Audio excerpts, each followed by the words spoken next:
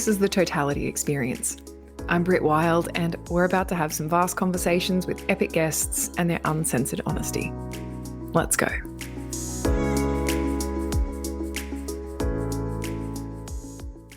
a vibe. Yeah. So where are you right now? We're in Yelling Up, so we're at my mum's place. And you're, what room are you in right now? Yes. The aesthetic is excellent. Oh my God. I get into such a flow state in here when I'm doing work. Yeah, I can imagine. Just so spacious and so clear. Yeah. Yeah, I'm in my bedroom and Yeah. this is just the existing recording studio because all the small people took up my office space. And here's where we are. Yeah. So what do you want to get into? COVID, vaccinations, identity politics? Do you want to just... Yeah. I just want to talk about how I was offended that they asked me what my pronouns were when and what are they? Joined just so that I can get Squadcast. them correct. Yeah, standard. Oh, so funny. So I want to go straight into it with the conversation around becoming a parent and the way that actually affects your relationship. Because my experience with, you're like laughing because you're like, I know. My experience with this is that there are so many relationship coaches. There are so many like sexuality coaches that I guess I observe and I'm like, this feels completely unapplicable to my life. I love what you're saying. And I'm also not having a wonderful self-pleasure practice for an hour before I get up. Am I doing it wrong? No, I want to go into that because I think it's actually just a really important conversation. There are so many, I guess, women that come into my space that are just like, how am I meant to relate to my man or my significant other? Mm-hmm. And for men, how am I meant to relate to the mother of my children when she is so consumed by that role? Like, I'm assuming you're seeing this a lot in your work. Yeah. It's so big and I'm excited to talk about it. Not that I have all the answers, but I've got some. Yeah. I've got some. It's so big. And like there's two things. I just like speaking about it generally. And then the other point you brought up around what is espoused by some relationship coaches and all of that, because sometimes, and we are all responsible for the media we consume, but it can be a bit overwhelming when we're seeing all this stuff because it loads up a whole pile of shoulds on top of an already completely burnt out and overwhelmed nervous system. And so it's like, that doesn't help at all. It actually makes it worse. Yeah. So that's the one. And it's not like nothing is good, bad, right or wrong, and it's like awesome. And to be honest, a lot of that stuff it works, but it's like how I compare it to is it's like Maslow's hierarchy of needs, right? The hour-long self-pleasure practice, the intricacies and like subtleties I'm keen, of I know. I'm really on board. It's just not practical. It's where Maslow's hierarchy of needs, we need food, we need shelter, we need at the base of that pyramid, like human stuff, right? And then at the top is like self-actualization. It's like if you don't have food to eat, you're probably not going to be thinking about exploring the depths of the universe and and all of this stuff. That doesn't mean it's wrong or bad, but it's just like not applicable when I'm trying to breathe and eat also just like and do not basic. Available. Yeah, not exactly. Available. Like your brain can't even go there. Yeah. Yeah. And it's for me what parenthood does, and what I'm finding is any really stressful life circumstance can do this too. Like, because what parenthood does is it pushes us to our edges of our capacity. And what that normally does is push us deeper into our conditioning and our reactive, automatic responses, which aren't overly conducive to healthy relating because they're based in scarcity and threat and survival. And all of a sudden, the person we love the most becomes the competitor for the vital resource of time and energy. And so it's understanding what's happening at a nervous system and brain level can help us not take things so personally, because it can feel quite personal. Yeah, And it can. it's just not. It's just not. And I think this is the main thing that I hear from a lot of women around me, and also from myself, is sometimes that experience of you react and respond in such an uncharacteristic way that you almost can't recognize yourself in that experience. It was just being like, who am I in that moment? Who was I just then? I don't even know who that is. So I love what you just said about, that parenting piece pushes us to our edges, which pushes us further into our conditioning.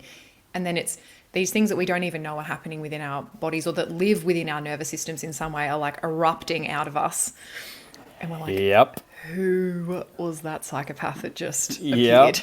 Or even worse, we know exactly who it was, and it was the parts of our mother that we judge. It was the parts of our dad that we judge. So it's like, oh my God. It's not that I don't know who it is. It's I know who it is, and I've worked so hard to be not that.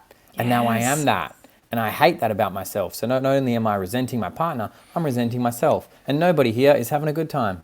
Oh, that's exactly it. Holy shit, that's so good. That's Yeah. exactly that. Yeah. And Yeah. I want to go back to something you said before. None of those kind of teachings within the relationship, sex, connecting world is wrong. And it's actually not. And it's why I still consume some of that information, because Yes. I actually do find a lot of it very great. Like, I find it informative and educational, and it also feels unavailable. Yeah. And yeah. I love, that it's a lot about clear communication and patience. And like, sometimes there are things you just actually don't have available to you. Yeah, And definitely. It's hard, because I'm like, I love the sound of this. It sounds yeah. good. And it's like, it's just like bookmarking it, right? It's just like you come across a YouTube video or a new YouTube documentary, and it's an hour and a half long, and you're like, that looks good. I'm going to bookmark it, because I don't have the space for that for at least 2 months, whatever it might be. Do you know what I mean? It's just the same. It's just acknowledging the season that we're in. And I found it really, I shared this in a conversation recently. I hosted a men's retreat, and a bunch of the guys were in this new parenthood phase, and they were like, what the fuck is going on? What's right? happening? Yeah. And then a few of the men there were in their sort of late 40s, early 50s. And it was so good, because I have my interpretations of how to navigate this season, but I'm still in it. Rafi just turned 3 yesterday, right? And it was so grounding, because these elders, for lack of a better word, were just like, that's cute that you're so worried about it. It'll pass. Yeah. Just keep breathing and move on. This is the phase you're in. It gets better. And everyone was like, sweet. Yeah. Cool. It gets better. Because I think the fear, going back to the nervous system in the brain, when we're in that stress response, our brain collapses the future and the past with the present. So we are responding as if we're responding to how dad or mum criticized us when our partner suggests something, right? So we can respond to the past. But also what happens is we freak out, and we're like, this is the level of intimacy right now. What if it's like this forever? And then we are responding as if it's going to be like this forever. And so we're freaking out. Even if this isn't conscious, we're not aware of this, that's how we're reacting. And that's why we overreact so often. Because that is so true.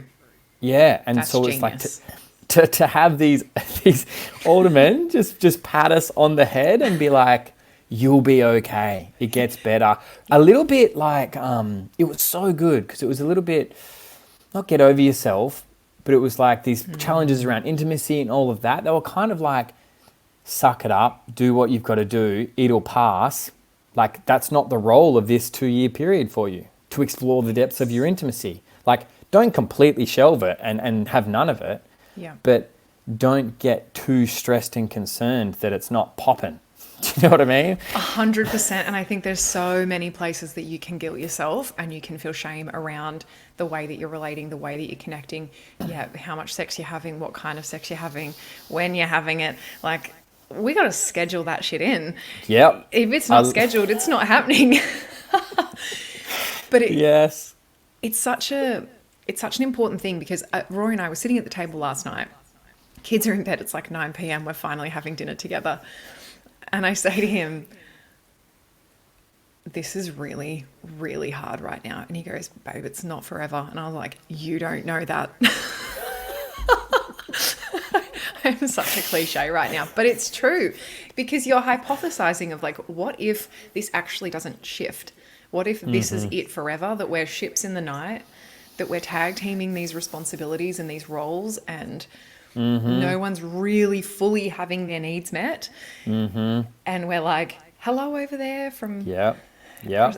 And it's true. You react or respond from the potential of it lasting forever. Yeah. Not from this here now moment, because this here now moment's actually not that stressful. Yep. It's the potential of it lasting. And there's actually validity in that fear too. So I was saying like, that's just our brain doing this thing. And you could probably find lots of evidence of relationships where that was the case, where they did remain ships in the night, especially if this was our parents or people we knew. Like it's my parents. I feel like I'm in therapy. The fear, the fear is legitimate and it's not. Do you know what I mean? It's like, it could be the way it goes. You and Rory could remain ships in the night forever. That is one possibility. So we don't want to just like dismiss it and be like, that's not the way it is, because your brain especially, will be like, it might be, right? Because that's true. It might be, and it might not, and we get to choose, right? Yes. And it's just coming back to that as best we can, grounded place of we get to choose, we're on the same team, and operating from there, and acknowledging the season and the micro season. And I find this really helpful, like the transition into parenthood. Like you said, the hour-long self-pleasure practice might not be there. We need to embrace the micro. It's like, what if we just, it's all that intimacy and lovemaking. What if we just cuddle more? How's that? How's that for the next week? Because we're both tapped out. Like, and breaking it up into like the season of, okay, new parenthood. That's one season. And then it's like, okay, kids, we've got 3 kids, none of them are at school. Hectic, okay? And then we've got the season of the next 2 weeks, right? What does intimacy look like for us for the next 2 weeks? What does this connection look like for us for the next 2 weeks? And because I think the fear comes when we don't feel like we're on the same team. 100%. When I'm over here thinking this and I don't know what he or she is thinking, or I do know what they're thinking and it's different, that's when it's scary, because it's like, whoa, we're heading towards more disconnect. Whereas when we can feel like we're on the same team, even if it still sucks and is wildly difficult, if we're both battling away together, it's all good. Oh, right? We've had so many experiences like that. And usually it's when there's not a lot of communication. And I'm hypothesizing. I'm imagining what Rory's thinking. And he's imagining what I'm thinking. And we're both in these completely different things. And we've triaged our life responsibilities differently. I think this is a priority. He thinks this is a priority. And so then when he's not doing what I think he should be doing that's a priority, but he's doing his priority, and I'm like, you don't care. And he's like, what? I'm helping. And it's really interesting how that works, because yesterday we had, I was having I've been having a hard week. Nice. And awesome. It's been great. It's been wonderful. And I messaged Rory on Tuesday afternoon and I said, I just need you to come home from work. I actually just need you to come home. And can you please take tomorrow off? I really need support.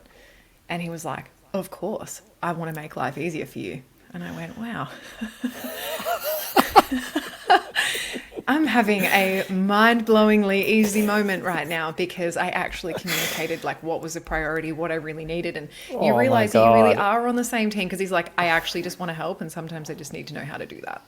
Oh my God. Can we just, when you clip little bits of this conversation, can you please clip this bit? Yes, I will. Because it's like my favorite motto that I came up with. So I'm really proud of this one. Go on. But it is, we either get good at proactively expressing our needs and desires, or we end up reactively expressing our frustration and resentment.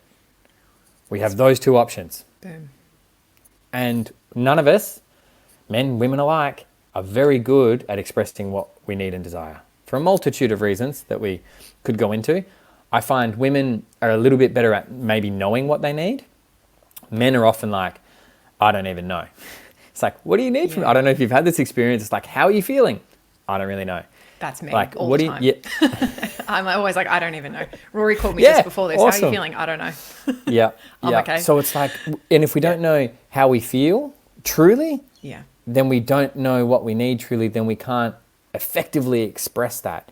So we end up in resentment, frustration town, not knowing why we're there, how we got there. So it's that beautiful example of just asking what you need from a space of vulnerability, from a space of authenticity. It wasn't like, you fucking work too much, I need support, 100%. You don't care about me and my mental health. It was just like, I'm hurting a little bit, can you help? It's like, find me. You'd have to be either wildly stressed or a genuine psychopath to not respond to that well. Yeah. Do you know what I mean? Oh, 100%. I mean, you're choosing to be in a relationship together. You actually do want to help each other. When you're invited in a way that actually feels like you could support someone instead of being attacked and then having to do it out of obligation, they're completely different things. Yeah. It's an alley-oop. It's like, Roy's like, easy win. Like, it's so good. It's so good. I can't tell you how supported I felt. He got home and I was like, I appreciate you so much. Thank you so much for coming home. And I was so grateful. And he was like, oh, it's so fine. Like, no worries. He was so, and I think it's that thing of, for the most part, what I understand about men is that they love feeling appreciated and they love feeling respected for the decisions that they're making and their leadership in the family. And I was like, that's the best way that you could have done that for me today. And I'm so grateful. And I think really being able to like mean what I'm saying. And I think that's another part of this is that I think, you know, we hear these relationship-y suggestions and they come across as platitudes. I'm really grateful for you. Thank you so much. Like these platitudes that are just thrown around to try and achieve a particular result instead of actually really deeply fucking feeling exactly what you're saying, asking for what I need, him being like, I genuinely want to help. This is the best. Thank you for asking. And me really intentionally meaning all of the praise and the gratitude after that.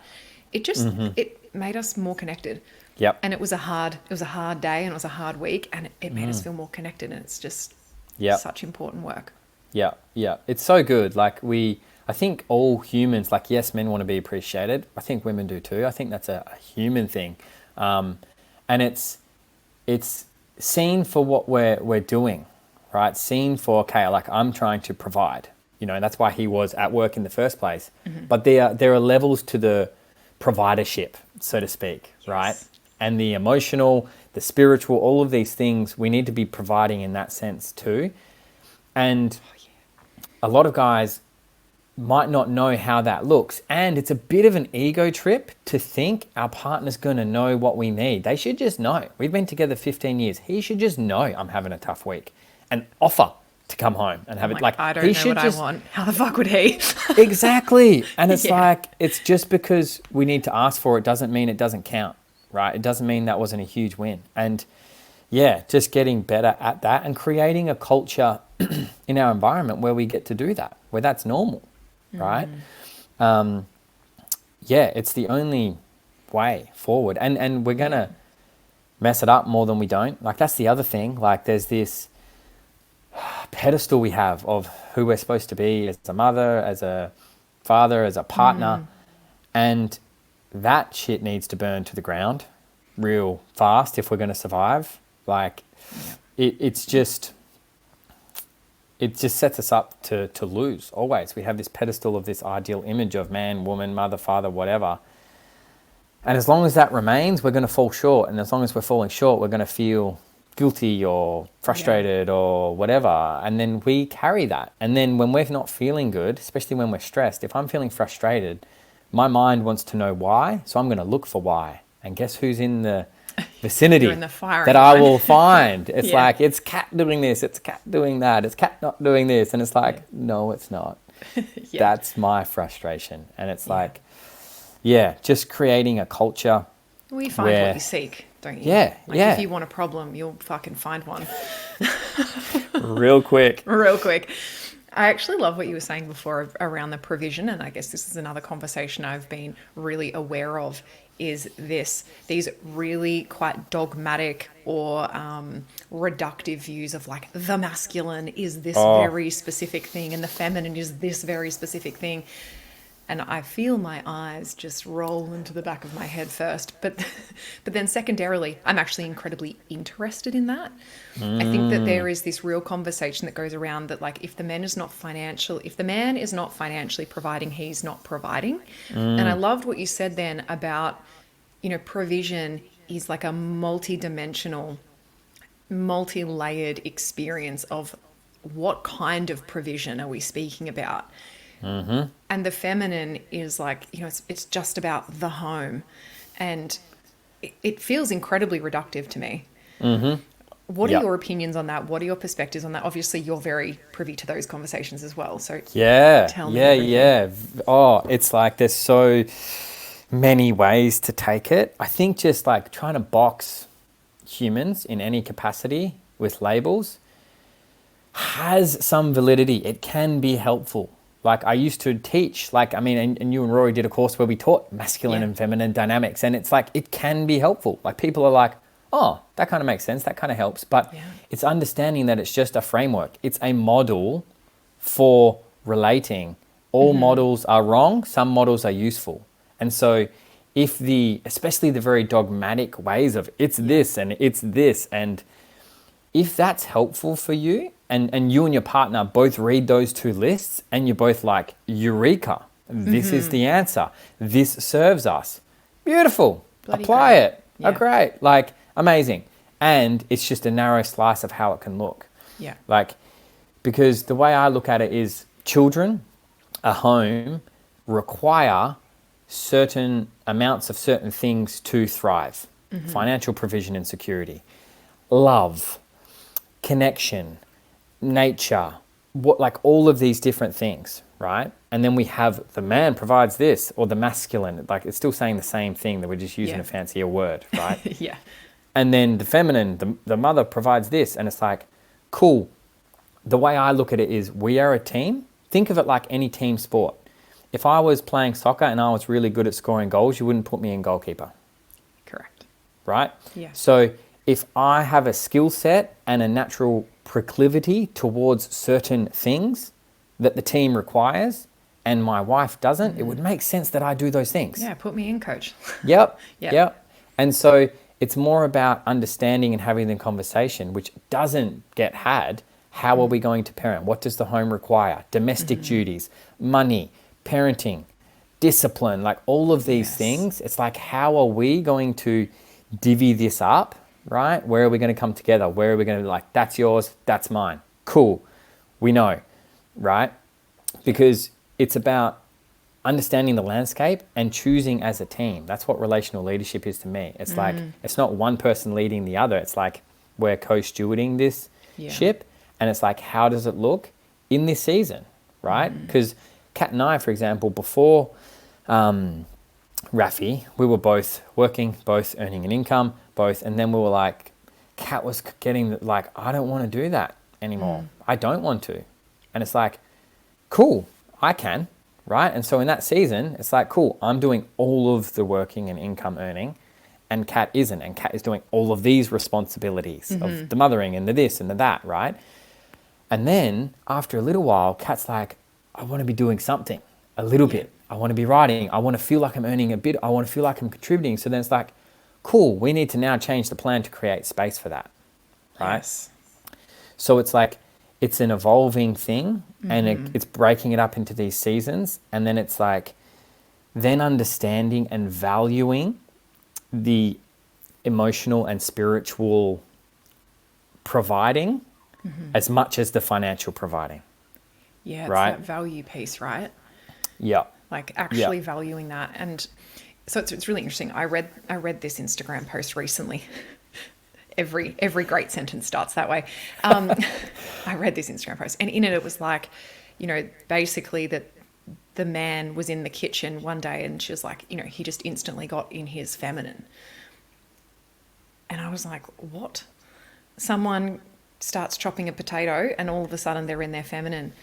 That feels ludicrous to me. Like the dogma that can come with these specific roles that people have to play because they are the masculine in the Oh, relationship. It can be so dogmatic and yeah. so again, I think it can become a very prescriptive dogma that people subscribe to. That's like, I have to fit my relationship into this instead of saying, what is actually present in my relationship and how do I Yes. work with that specific thing? Because, there's Yes. been plenty of seasons in our relationship between Rory and I where, yeah, I have done the majority of the income earning. And Yep. then I've gotten to a point where I'm like, I actually don't want to hold that entire responsibility and Yep. all of my responsibilities as mother because there are actually many responsibilities as a mother that I can't drop, that I can't Yes. hand over. And so there's that component of that too. As a dad, you're not required to breastfeed. You are not, you know, typically you are not the one that they are wanting in the middle of the night, mostly. Yep. Yep. And so there are things that, of course, will land with the mother. And so taking that, like the only income, and it actually just felt too burdensome for me. There Yes. wasn't enough slack that Rory could pick up because there wasn't enough available for that to Yep. actually harmonize the relationship. So I was like, I actually need to offset a lot of that Yep. back onto you. And he was like, great, I can do that. And so then you Yep. start shifting that dynamic again, and it's like this constant playing with your own specific dynamic relating to your own specific season. And I think a lot of what I'm seeing is a set of rules Yes. that you Yeah. must do these specific jobs. And I thought, my God, if Rory didn't get in the kitchen every now and then, we'd be one hungry family, Yes.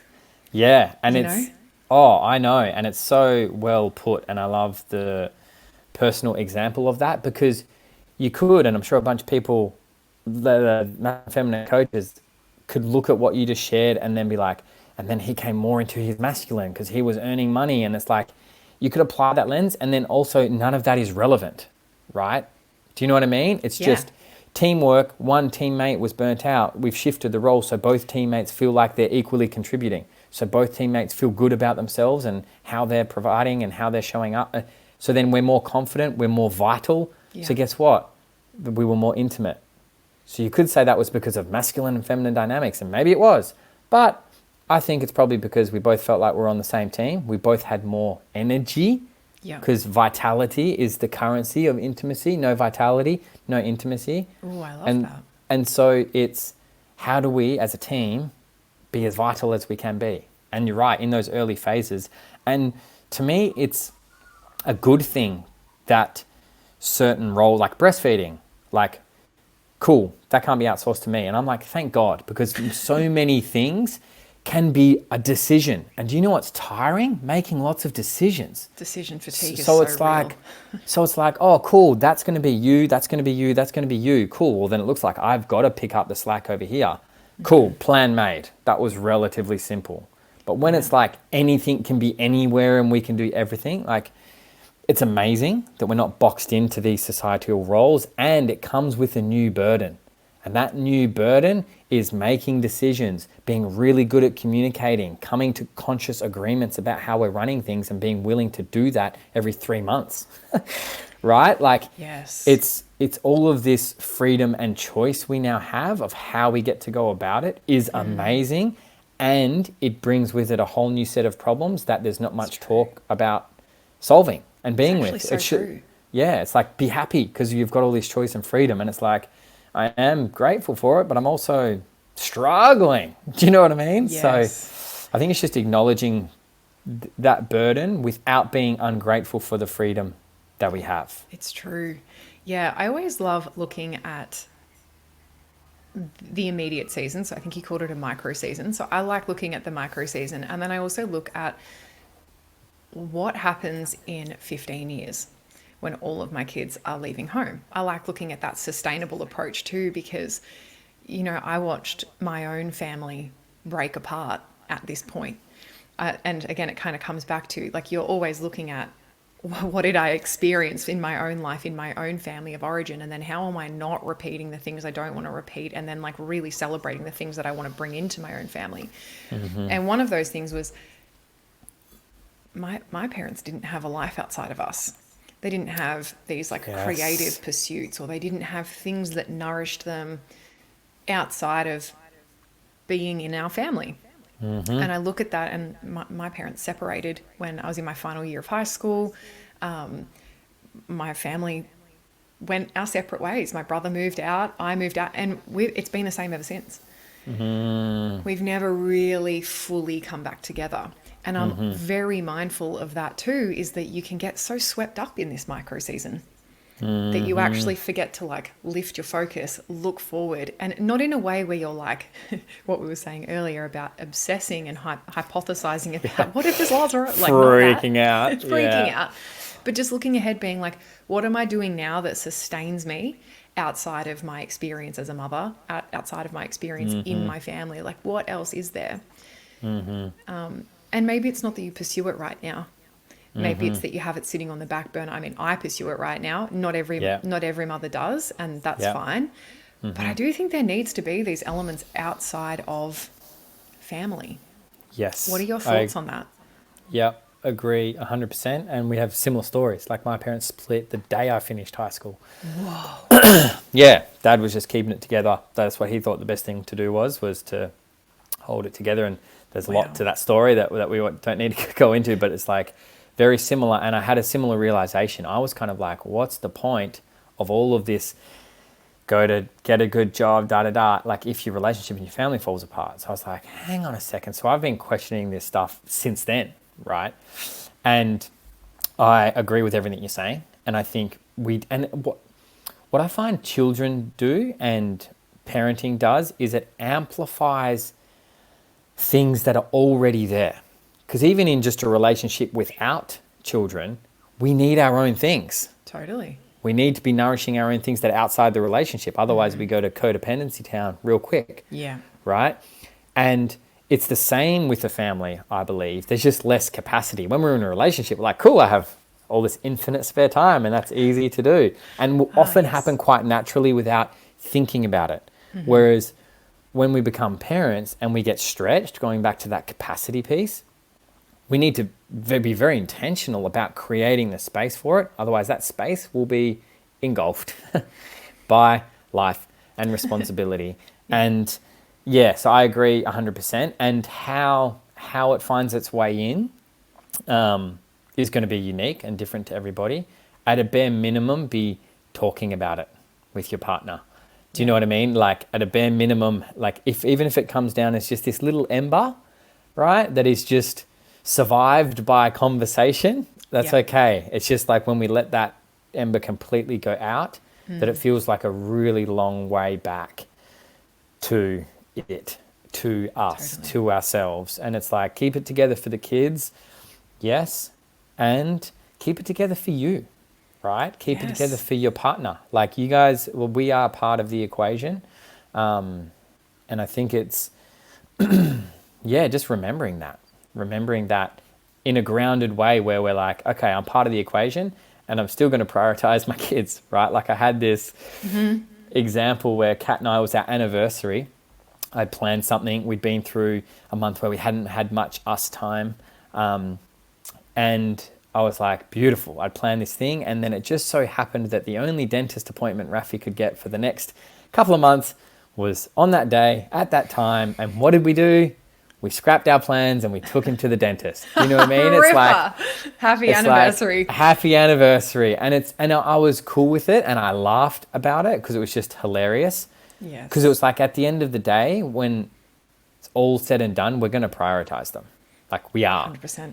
But at least try to bring ourselves and each other into the equation. Like at least schedule it, even if it doesn't get done. Like at least intend to, because we can feel that in ourselves. Our partner can feel it. Even if we're intending, it's like, I wanted to jump your bones tonight, but I'm cooked. But I think you're amazing. I think you're hot.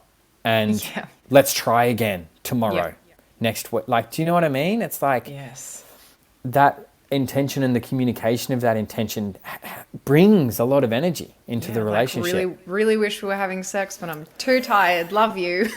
Yeah. Yeah. Love you. Can we cuddle instead? Can you rub my feet? I'll want to rub your feet. Right. You know what I mean? Let's watch a movie and have a cuddle on the couch. Yeah. It's like, it's really interesting, this narrative too. I think, I don't know if I'm interested to hear what you think about this. I don't know if fathers feel this in the same way, but for women, there's these two poles that we hear. One is just be in your family. Like, don't you dare lift your head up to breathe. You be in your family and you stay there. It's that. And homeschool all your kids. You all homeschool. Yes, go by to yourself. nature classes. Do craft every day. Fuck. Be one with nature. Go barefoot everywhere. Don't even think about wearing makeup. It's that. Or it's this other end, which is you show your kids, like, go for your goals, like, it's that. It's one or the other. And it's very fascinating to me. I love watching this, and I feel like I'm a bit of a, like, floater in the middle.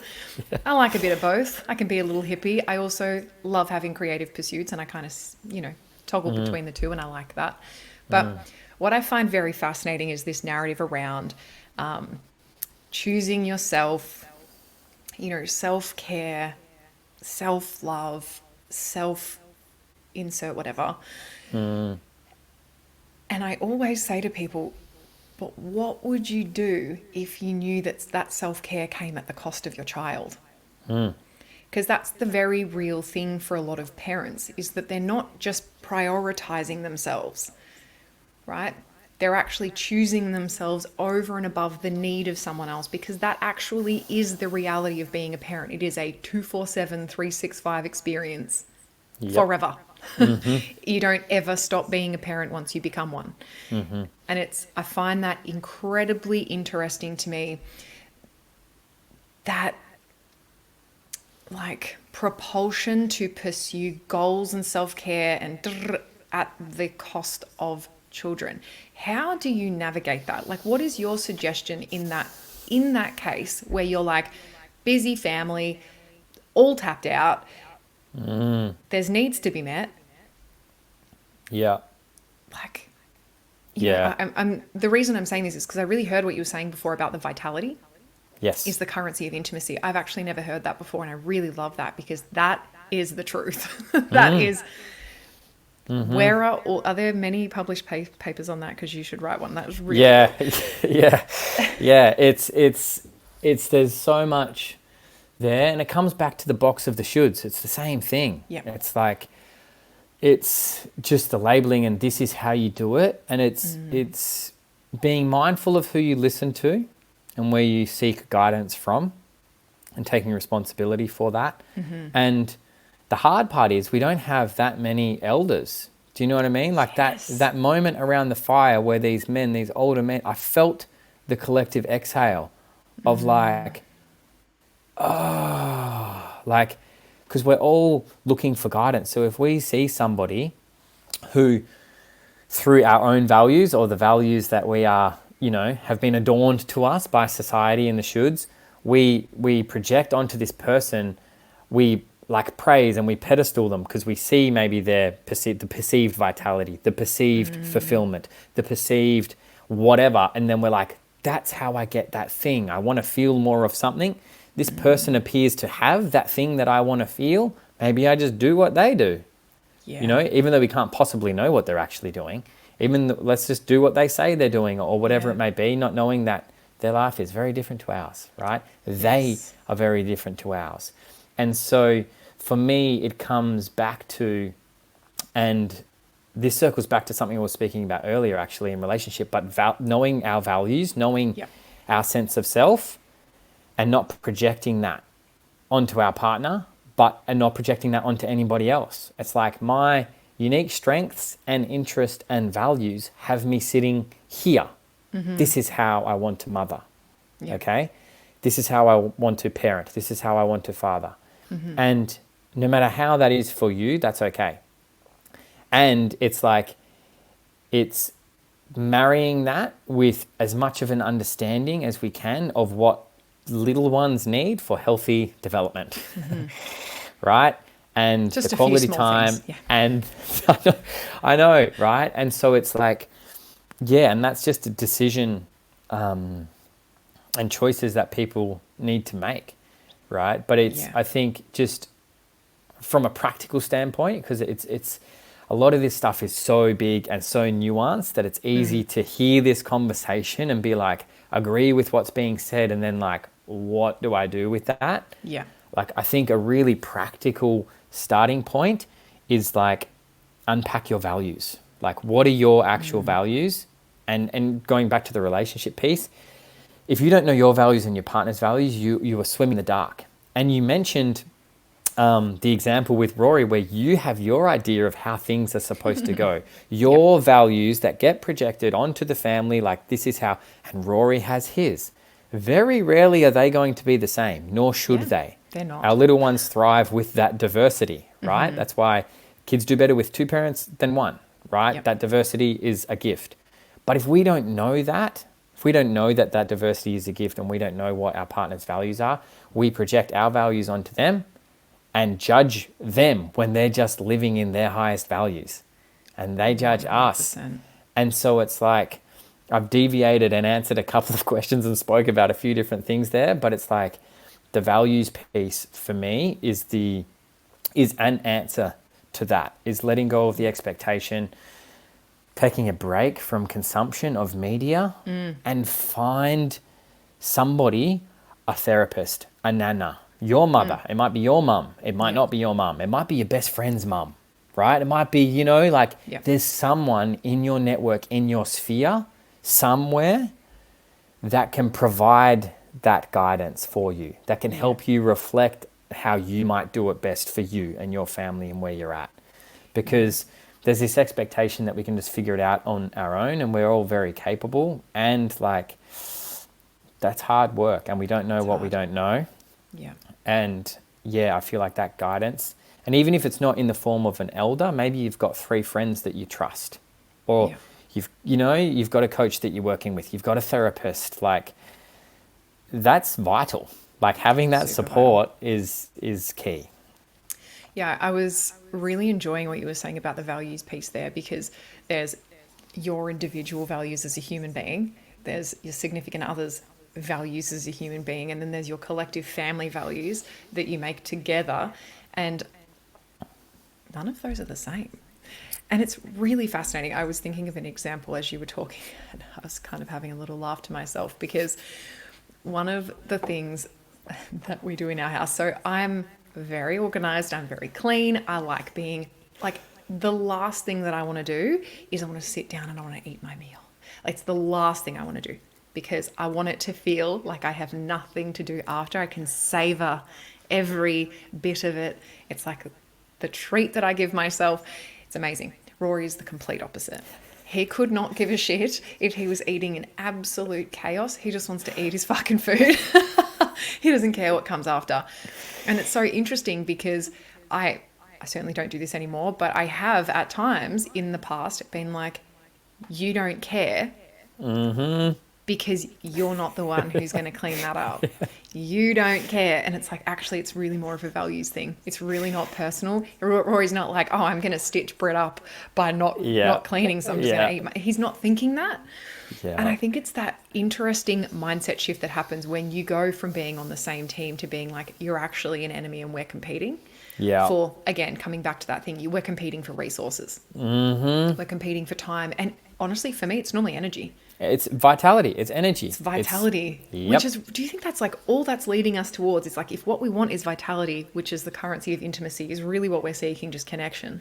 Is that what is that what we're all saying? We're all arguing because we want to connect with each other. Yeah. And the irony, the sick joke in all of it is that the connection gives the vitality that then breeds connection. Feedback loop. Yep.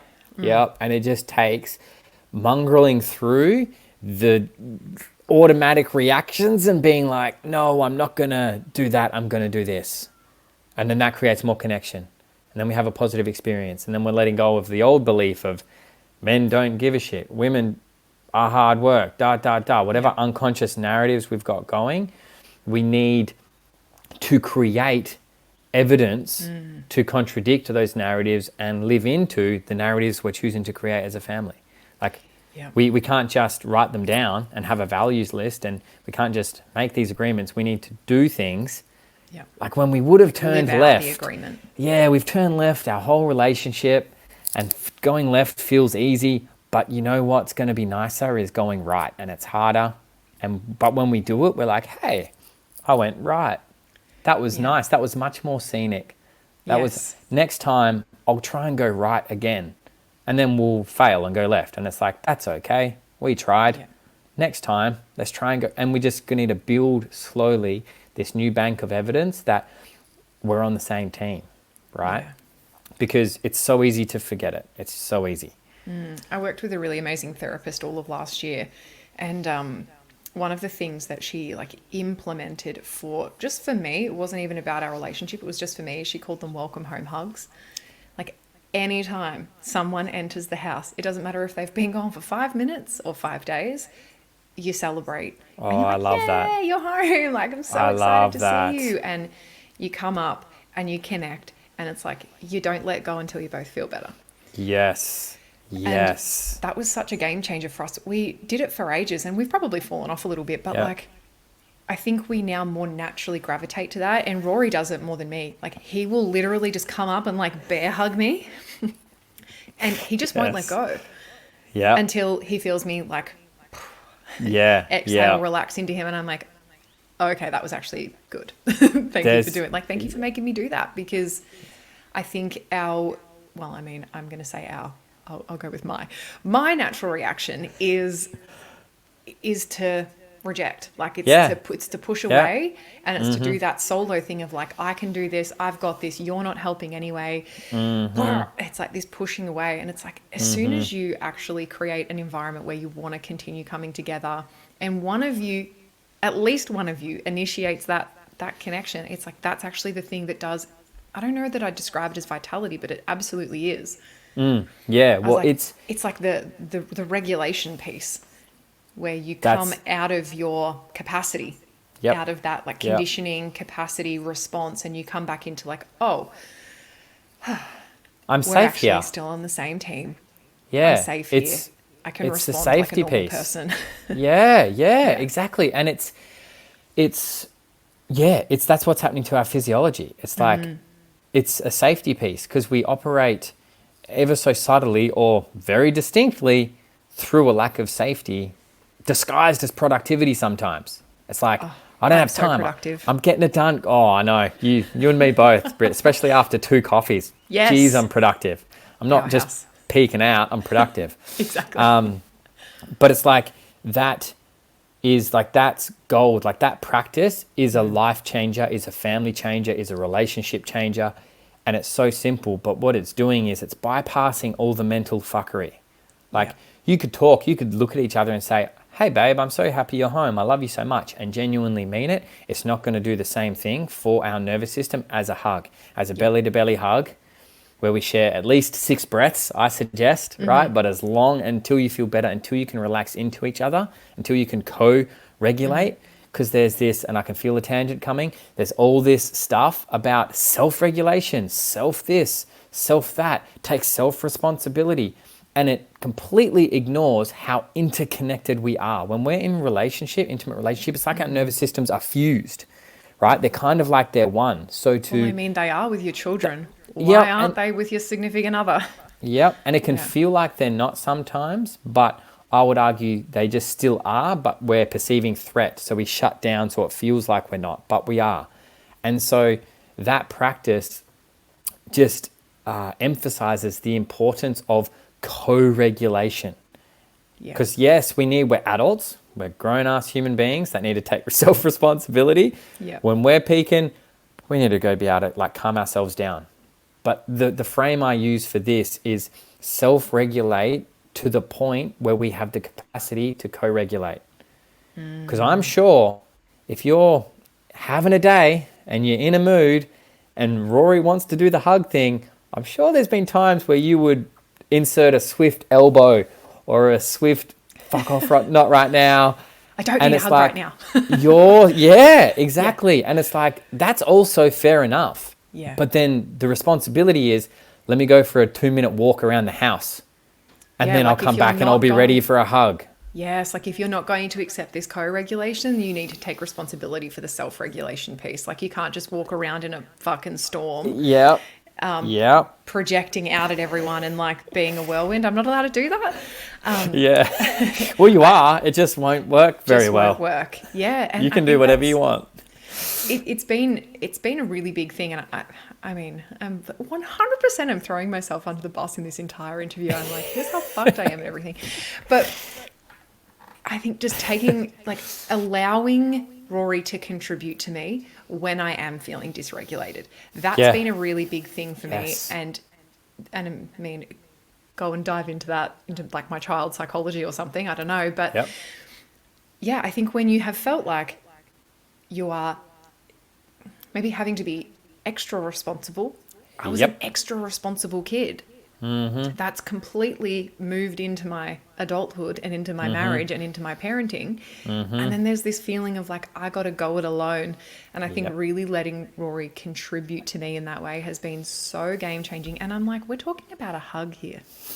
Like isn't that insane? It's wild, and I'm glad you're speaking to it, because even in the couples course I'm running at the moment, this has been a really common thing for So the what's women. this one called? This one's Liberating Love Liberating Relationship Love, yep, Mastery. Yep. And so it's and we do couples calls, men's calls, women's calls. So I'm getting like really unique, beautiful insights. And the last women's call, You've had it all. this was so common, your exact experience. So I'm so stoked you're speaking to that, because I guarantee there's millions of women, if there's millions of women listening, just nodding. Millions. Millions, yeah. I have high expectations of this podcast, Britt. Huge audience. That are just nodding, because, and there's this hyper independence, right? And that came from a place like that. Hyper independence served you and has served you and is probably like one of your superpowers, and it's amazing because it's very easy to judge it. Why can't I just relax and let him hug me? Why can't I just and judge it? And it's like, actually, In some contexts, it's wonderful. oh yeah, and it's like, Yeah. I think when we have compassion for it, we don't lose the superpower, right? We just let go of the part of that trait that doesn't serve us, right? Because that hyper independence creates distance in relationship, yep, and that hyper independence creates insane amounts of productivity and the ability to lead and serve and do all the things. And when we can just understand where it comes from and love it and not judge it, because often we judge it, and therefore it's whatever we resist persists, and we just stay in this cycle, right? Yeah. That gives us the chance to go somewhere new and to slowly soften and to slowly let go. Because fair enough, I'm sure there's a lot of good reasons that you struggle to put it off your own shoulders. It probably didn't feel safe for a very long time, and it probably still doesn't feel safe in your body until you remember that it's safe because of one of those hugs. Oh, right? I have to talk myself into it every Yeah. day. Yeah. And it's one of those things, what has really served me in my business is being very self-responsible, very self-directed, very self-led, hyper-independent. It's given me, a wonderful business and a wonderful brand that has nourished my family for the last 6 years. Brilliant. I have to leave that at the door in my marriage because it actually doesn't serve in my marriage at all. And it's being able to compartmentalize those things. And, something that I really try to practice is that kind of the third space practice of creating the kind of the transition experience from moving from work to home. Because I find if I enter back into my role as mother and wife, as the businesswoman, I can guarantee you shit will implode within 10 minutes. 10 minutes tops. Yeah. Because I'm like, Tops. right, here we go. Here's what it Yeah. is. And I'm like, that's Yeah. not appropriate here. I really love that. have to like dial myself down. I have to like step back into what are the qualities that I need to turn up in order to go and be this mother and wife and lover and all of those things. What do I need to dial up that isn't something I necessarily turn on in my business? And what do I need to dial all the way down? And that's a process, and that feels like a regulation to me. It's like Yep. really coming back into this equilibrium of what's not welcome in my marriage and what Yep. do I need to like Yeah. bring back It's in. so, I love that. It's so important, that transition time, right? Like I have guys that I work with, especially if they work out of home, Yeah. before they get home, pull the car over 100 meters up from the street and stop and breathe for 3 minutes. Just let go of the day as best you can. If you've got work stuff buzzing in your head, write the list, get it out of your head, and Yeah. then visualize how you're going to step back into the home and greet the kids and greet your partner and Yeah. it's literally 3 minutes. I know people are busy. You've got 3 minutes, right? And it is a game changer because we do need that transition time, Yeah, we right? do. And and this is where a lot of men I find come unstuck, and a lot of women as well, I'm sure.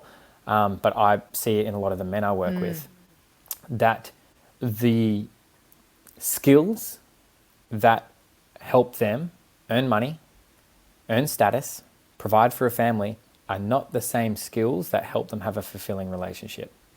Yes. A lot of men get rewarded for being disconnected from how they feel. Because if they're tired, if they're sad, if they're whatever, they're not productive. Yeah. So there's been this conditioning to, like, I get rewarded for this trait. And then I get home and I'm being demanded that I unwind this lifetime of conditioning that I got rewarded Yes. for so long. And it's hard, right? Yeah. And for me, it circles back to the conversation around providing. And it's like we can high zoom out and have the 3,000-foot view. Like, what does it mean to provide, and have all these definitions and all of that. And for me, it comes back to the moment. What does it mean to provide now? Yeah. What is does the my thing partner that needs to be provided the most Yeah. right now? Yep, exactly. It's like I'm strong and resilient. Right now my partner doesn't need my strength and resilience. They need my softness and expression. They need my play, right? They need, what does providing now looks like pretending there's a fire over there and being an emergency truck. That's what providing looks like right now. Yeah. Like feeling silly and goofy because I've disconnected from my inner child and all of these things. It's like, that's the work. If we want to be provided, it's accessing our full range as humans, which we Yeah. might not have accessed in a really long I time. really, really love what you were just saying about provision then, because yeah, sometimes, Rory works an hour away. So by the time he's home, wow. he's had this beautiful hour to like decompress. He's listened to a podcast. He's rolling in. He's had the bloody best day ever. And I'm 15 hours deep in parenting. Okay. Help. And what I need from him is not, this like, right, how, I don't need that. I don't need him to come in and like boss the place up. I'm like, I actually just need him to give me a hug. I need him to take the kids and play with them. And I want to hear them giggling away from me. I want to hear them giggling over there. On loudspeaker, on the phone, because I'm no longer in the house. Exactly. Yeah, let me know everyone's alive, but I don't actually want to be here. And often he will come in, he'll give me a hug, and he's like, do you want to go for a run? Do you want to go get ready? And like, I just get to Yep. feel held. That is like, aside from the money that he's bringing in, because honestly, that's great. Yep. But I actually Helps. care way Important. less about that Yep. than I do about provide a home I want to live in. Like, provide a dynamic that feels good. Provide play with my children so that I can like rest my ears and my nervous system from hypervigilantly listening out for them and tuning into them. Like, provide that for me, because that to me is like, A, the biggest turn on. B, I'm getting some vitality back in that moment. Yeah. And C, I'm actually getting a reprieve. I'm going for a run. I'm dosing myself up on dopamine, and I come back and I'm like a gooey puddle for you. Yep. It's like, those are the things that really serve us. And I think, this narrative around like men need to be providing the income. I'm like, you ask most women, Oh, that's like great. They're on board you earning money. And also the thing that they want more than that is they want to feel good in like the relationship, the dynamic with them as a father of their children. They want to feel like they can rest easy in your Yeah. presence most Yeah. of the time. So much gold there. So much. There's a couple of things that I want to like piggyback on that. Yeah, go on. The first is the first thing you listed when Rory does all those things, play with the kids, fill the home with love, all of Yep. these things. If you were to put them in is that masculine or feminine, you would probably say that's feminine. Mm-hmm. And the irony is that like, oh, that's a feminine thing, but it's producing turn on, right? So this goes against all of the polarity dogma. Yeah. I'm Right? not into the polarity thing a lot. Yep. I Yep. get it. Yeah.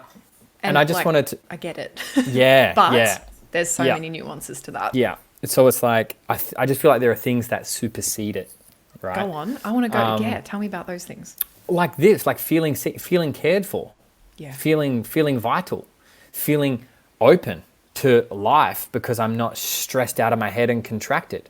That will have me more turned on in general. And then, hey, there's the man I love and that I think is sexy. That's where that turn on goes. Do you know what I mean? It's like, Yes. Yes. It's really interesting because I'm like, okay, you would probably put them in a feminine category. And also you'd probably say that he's leading the environment.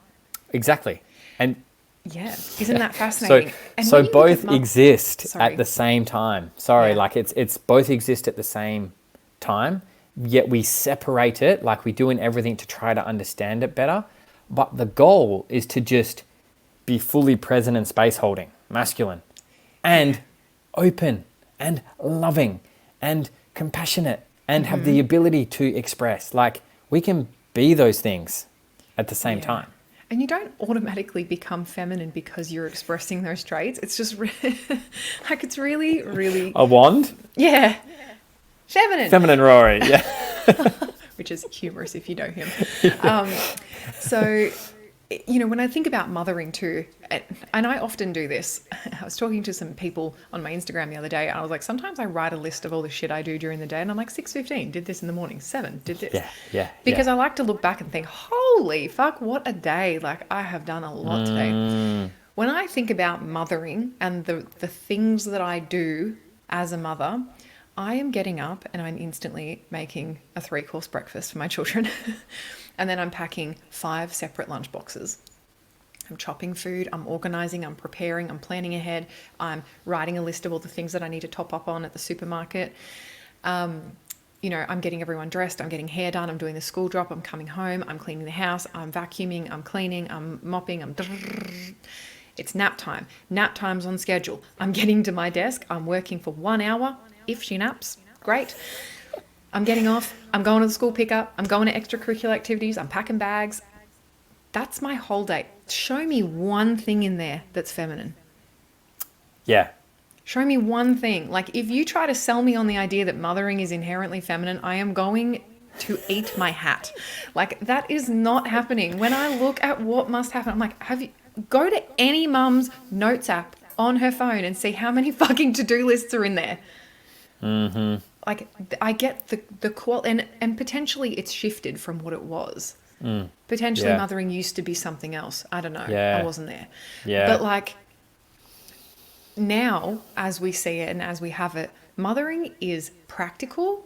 Mm-hmm. It's incredibly structured and process driven most of the time. And, you know, I really felt this now with 3 children. I can only imagine. Multiple. I'm like, it's a process line. Mm-hmm. I'm like, okay, Yep. whose bag is that? Whose bag is that? Da-da-da-da-da. Like, there's not a lot of, you know, is it free flowing? No. Oh my God, it's so far from free flowing.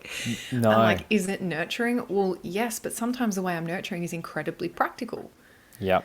Like, Yep. It's my girl's 6th birthday this week. I'm organizing a party. Show me one part of that that's feminine. Yeah. I am on like organizing train. Yeah. Which is not my strong suit in this season, but it's the polarity teachings. It's like, and you know, I really hear this from so many women, which is they get to the end of the day and they've been masculine lifing all day as a mother. Mm-hmm. And then their man gets home and they're like, not a lot of vitality, not super turned on, Yeah. really struggling to turn my brain off and like get into this soft, fluid, feminine energy that I need to be in to be able to like be intimate with you in any way. Mm-hmm. And they really wrong themselves for that because of Yeah. so many polarity teachings being like, soften into your family. I'm like, I don't have an hour to do a somatic practice. Yeah. I'm not dancing in front of my mirror. Mm-hmm. I'm not doing my 1 hour pleasure practice every day. I'm not doing those things because I simply cannot. I won't. Yeah. Yeah. Because it's not practical for my season of life. And I think that's kind of where the polarity teachings can come unstuck a little bit when, the things that turn me on the most are, those like air quotes, feminine aspects. I know. Like seeing him like just hug my babies and like build a relationship with them and hear them giggling with him, wrestling them on the couch. I'm like, oh, yeah. turning me on. Yeah. Yeah. 100%. And it's, it's so great because like it's about integration. And it's like what we're doing and how we're doing it. So for example, the structure, all of the organization, like you say, it's masculine, it's do. And I bet like when you hug your girls, you're super open and nurturing and loving. Soft and so it's like you're integrating the two, like maybe more than you give yourself credit for, or more than you've sort of shared. Am. It's true. Awesome. Yeah. It's just more speaking to like the structure of the day. Is I know. masculine. And it's like, but both of those, like beyond masculine and feminine, that's a lot of shit. And that's tiring. Do you know what I mean? And it's like, it's not inherently masculine or feminine. And it's and you're not, I love what you're saying here. It's like, you're not ever just inhabiting one. No. There's always like, it's like a constitutional breakup of things. You can, in a workshop where you're doing certain, like you can do practices to inhabit more of one, but to think that you've got none, it's like if you have no structure, it's like, well, you've got a skeletal system, that's a bit of structure in your being. Like, so it's like you're never going to only be in one, and there are practices and things you can do to flex more, because based on our natural conditioning, we'll usually skew more towards one or the other. So there might be things we can do, hobbies we can adopt, practices we can do, ways we can be that have us tap into the other a bit more so that we have more of a complete human experience.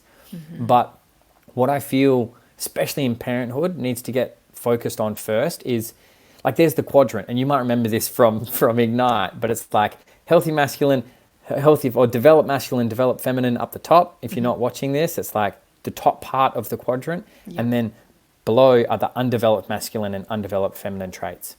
What I think we need to focus on before we go masculine and feminine is the line that divides the top and the bottom. And that is stress response. When we are in the stress response, we are going to exhibit the undeveloped traits of whichever, right, come most naturally to us. When we're in the relaxation response and we're present in our body and we're open and you've just had that 20-second hug, you are going to naturally exhibit more of the developed qualities of both masculine and feminine. Oh, that's fascinating. That to me doesn't get enough of a look in. And that to me, especially for parents, when you're cooked and you're sleep deprived and you're just tapped and your nervous system's fried and all this inner child stuff's coming up because you're parenting, and then you're like, oh my God, now I've got to do my own healing and parent myself at the same time as parenting. And you just... So many children, myself included. I know. And it's like, that's where we can focus first. And then once our head is above water and we're spending more time just in that relaxation response, open, then it's like, cool, let's do the dance. Let's explore our sexual polarity. Do you know what I mean? It's like, I feel like for parents, it's not that it's not part of the conversation. I feel like there's an order of operations that gets missed. And that creates that guilt, pressure, shame. Whereas when we can come back and acknowledge the human stuff first, because we're bypassing the human stuff and we're trying to go man, woman, masculine, feminine. It's like, we're not even nailing the human stuff. Like, you're holding resentment towards yourself and your partner. Let's look at that before we do any of the fancy shit. Like, you know, like, that's... I love that. Can you describe to me, like, what are the traits, the kind of the immature or the unhealthy aspects of like, just like, can you rattle some off? I could. I haven't taught this in so long. Like, I've heard this and I was like, this feels like brand new information. It's been a while. Like the healthy masculine traits are more like space holding, it's penetrative, it's doing, it's task focused, it's organized and structured. The developed feminine is receptive, flowing, expressive, nurturing. And then on the undeveloped side, to be honest, they both, then this is why I stopped like teaching it and using it as a framework, because I'm like, it's more, the lists look the same. Like you're just a stressed out, not very nice person. So whether that shows up as judging, gossip, this, contracting, withdrawing, it's like withdrawing, being too needy, all of these different things, that's more of the undeveloped side of things. But yeah, like it's for me, like it has some utility. It does. I'm not saying it doesn't. And you just also don't want to become hyper prescriptive and and it's like I feel what I learnt after working with lots of people, like we had a lot of people come through our course, and so I was getting a lot of feedback, having lots of conversations with lots of men and lots of women, and I'm like there are a million things you could do for your health, right? But drink water is a good start. Do you know what I mean? Before we're like, take this one supplement that's $180 a month to take and and it's going to do this one thing. It's like, it probably will. Yeah. Not the best place to start. You're not going straight to beef liver. You're starting with the water. Yeah. Yep. Water, and then just eat meals. Try and get 3 meals in a day. And it's, to me, it's that same thing. It's order of operations, and it's just being where we're at. It's like, we're at level 1. We're trying to play at level 10. It's like, we're not there yet. We're trying to get a full night's sleep and touch each other once a day. We're going with the basics. This actually, it makes me think of an experience I've had recently, and I think so many people will relate to this, which is exactly what you just said around like be where you're at. I think that there's this hyper focus on like really casting the vision wide and far and aiming there. And it's like, actually, before you aim there, be here, focus on this. And I think there can be so much shame that comes with this. So like I worked in the health and fitness industry for over a decade, and somehow, in some way, I just stopped doing the basic things. I became so swept up in my life and my role that sometimes I would, start my day at 6. I'm having a coffee straight away because it's life. And then I'd get to 2:00 and I'd realize I hadn't eaten yet. Oh, wow. And I was like, fuck, I got to eat something. And I was like, grab a piece of toast with whatever I want it. At least it's got fats in it, whatever. Yeah. And I'd have a piece of toast, and then it would get to 5:30, 6:00 making dinner for the kids, and I'm ravenous and I'm grumpy and I'm like not regulated. And then someone says something and I go, I'm hungry. I just got to eat something. I'm snapping. And then Rory's getting home and I'm going for a run, starving. Or I'm going to the gym, starving. I get home, I'm mad. This happened, and then I'm going to bed and I'm getting woken up 57 times a night and I'm tired. And then I'm, rinsing and repeating the next day. Where was your self-pleasure practice in there, Britt? Yeah, I didn't think to throw that in at 3:00 in the morning. It's funny to me because I had so much guilt and shame around accepting that this is actually what I was doing, that what I was doing was incredibly unhealthy. Yeah. And nice. I was like, I know better. Like, I actually know better. I worked in this field for 10 years. What am I doing? And it took like really just accepting exactly where I was and making a change from where I am. So I joined Alice Nichols' program, Rise and Thrive, and it's just about healthy breakfasts. I was like, I can start there. I can literally start there. And it was education, lots of recipes, sharing the importance of healthy breakfast. And to me, it sounded really simple. And what ended up happening as a result of that was that I started having this breakfast early in the morning. My brain started being active. My brain was working. Yay. I was more regulated. I was more patient. My appetite was actually getting the correct cues. So I was hungry at the correct time. I was hungry in the middle of the day. I was eating again. I was more regulated. My days were getting better. I was, performing better at work.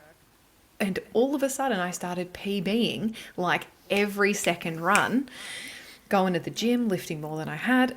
All of these things started to shift because there was this really basic foundation of just eat breakfast.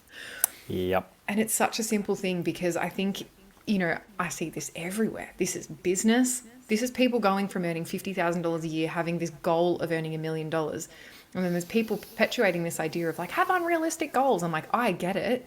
You're going to skip some real basics that need to happen though. Yep. And it's like me being like, I'm going to be, you know, I'm an Olympic marathon runner. I'm like, have some fucking breakfast. You know, just have some breakfast. Yeah. Sometimes I think we can get so caught up in the grandiose idea of what we ultimately want in our lives that we're like skipping those really basic foundational pieces of what actually helps you respond better in a stressful situation.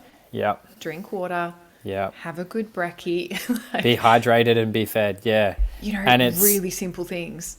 Yeah, I love that, and I completely agree. And the whole unrealistic goals, like, I did a post about this a while back. It's like, Oh, did you? You need to lower your expectations. I'm like, Yeah. this isn't. If you come to Instagram for a motivational pep talk, you're not about to get it. I'm going to tell you to do less and aim lower. You've set the bar too high, and it's wigging you out, and you're not there yet. And it's like it's always both. Bit of a theme of this conversation. Yep. I look at it because I got confused by this as well, because I was like, like I've had this work before and then this time it's not working. And what I found is helpful is have unrealistic dreams and have incredibly practical goals. Yes. Incredibly realistic goals. Like blue sky thinking, super important. Yep. And eat breakfast. Because it's almost like there's this denial of where we're at because we're hiding from where we're at. It's like, Yeah, we don't like where we're at. So we're like, I'd rather not look at it. Here's the vision. And we need clarity. To get from point A to point B, we need to know where point A is and where point B is.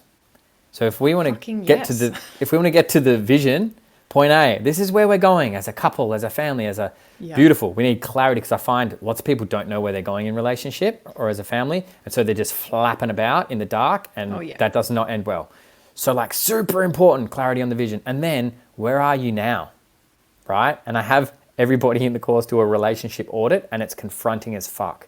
Yeah. Because they're all like, oh shit, like we're at 2 out of 10 intimacy, we're at 1 out of 10 fun. We haven't had fun, we haven't laughed together in 2, and it's very confronting. So I understand why people unconsciously avoid it, and nothing shifts until you can sit in it, right? And it's like getting that clarity, being where we're at, provides the tension, the angst, the discomfort to move us. It actually propels you to move. That's energy, right? That's energy that we get to through the really important point you made before, acceptance. Because if we have awareness of the issue, we normally go straight to judgment of it. Like, I'm judging myself, like that example you just shared. And then what do I do about it to get away from it? Because this feels yuck and I'm judging it. Yes. And so until we go through compassion and acceptance rather than judgment, we don't get to implement meaningful, lasting change. Yes. Ever. I completely agree. And I think that is such a trademark of people who end up going and taking responsibility and being successful. It's that judgment piece. Everyone judges themselves. Every single person on the planet gets to a point where they're like, fuck, I've let that thing go, or I haven't done that, or like, ooh, I need to face something. Everyone has moments like that. You know, I see this all the time with people and their money. I was this person. I wanted to avoid my bank account and want to fucking open it. Right? And it's only... I'm going to wait until I've got my million before I look at it. Exactly. Like, that's then not I'm how happy it to look works. at it. It's like, no, you will look now and you will stare it in the face. You will eye gaze with this shit. It's like everyone's judging themselves. Everyone's getting to that point of like judging themselves. What most people will do is they will retract. They will go straight back up to that first point of going back into denial. If I ignore this for the next however long, then I'll still be in denial and I'll be able to avoid this problem altogether. That trademark is awareness of the thing, judgment, compassion, embrace, acceptance, movement. Yep. And, you know, I see these people like, oh, I'm just not moving. I'm not moving. I'm like, there's something you're not accepting. Yes, 100%. Always. Yep. I love that. And it's and it can also look like, I see it, and this is classic in the like health fitness, is the it might not look like retraction straight away. Sometimes it's like straight into, it depends on the proclivity of the person. If people are more, if their stress response is withdraw and maybe dissociate rather than fight stress response, if somebody's got a fight stress response, they'll get to the judgment piece and be like, what do I need to do? Sign me up to the gym. I'm fucking doing it because I hate the way I look and I hate myself but they'll get to the gym for 4, 5, 6, however long, but because it's the whole action is rooted in judgment, it cannot last. It's a fuel source that might get you going. Yep. They're bypassing that piece of acceptance, and they're actually, they're moving from the place of judgment. Yep. It's like, in order to get from that to that place of like really aligned, sustainable movement, the piece between the judgment and there needs to be acceptance and compassion. And unless you have that, you're bloody going nowhere. Or it's going to be short-lived. And I think this is why we see, people committing to things, bailing on them.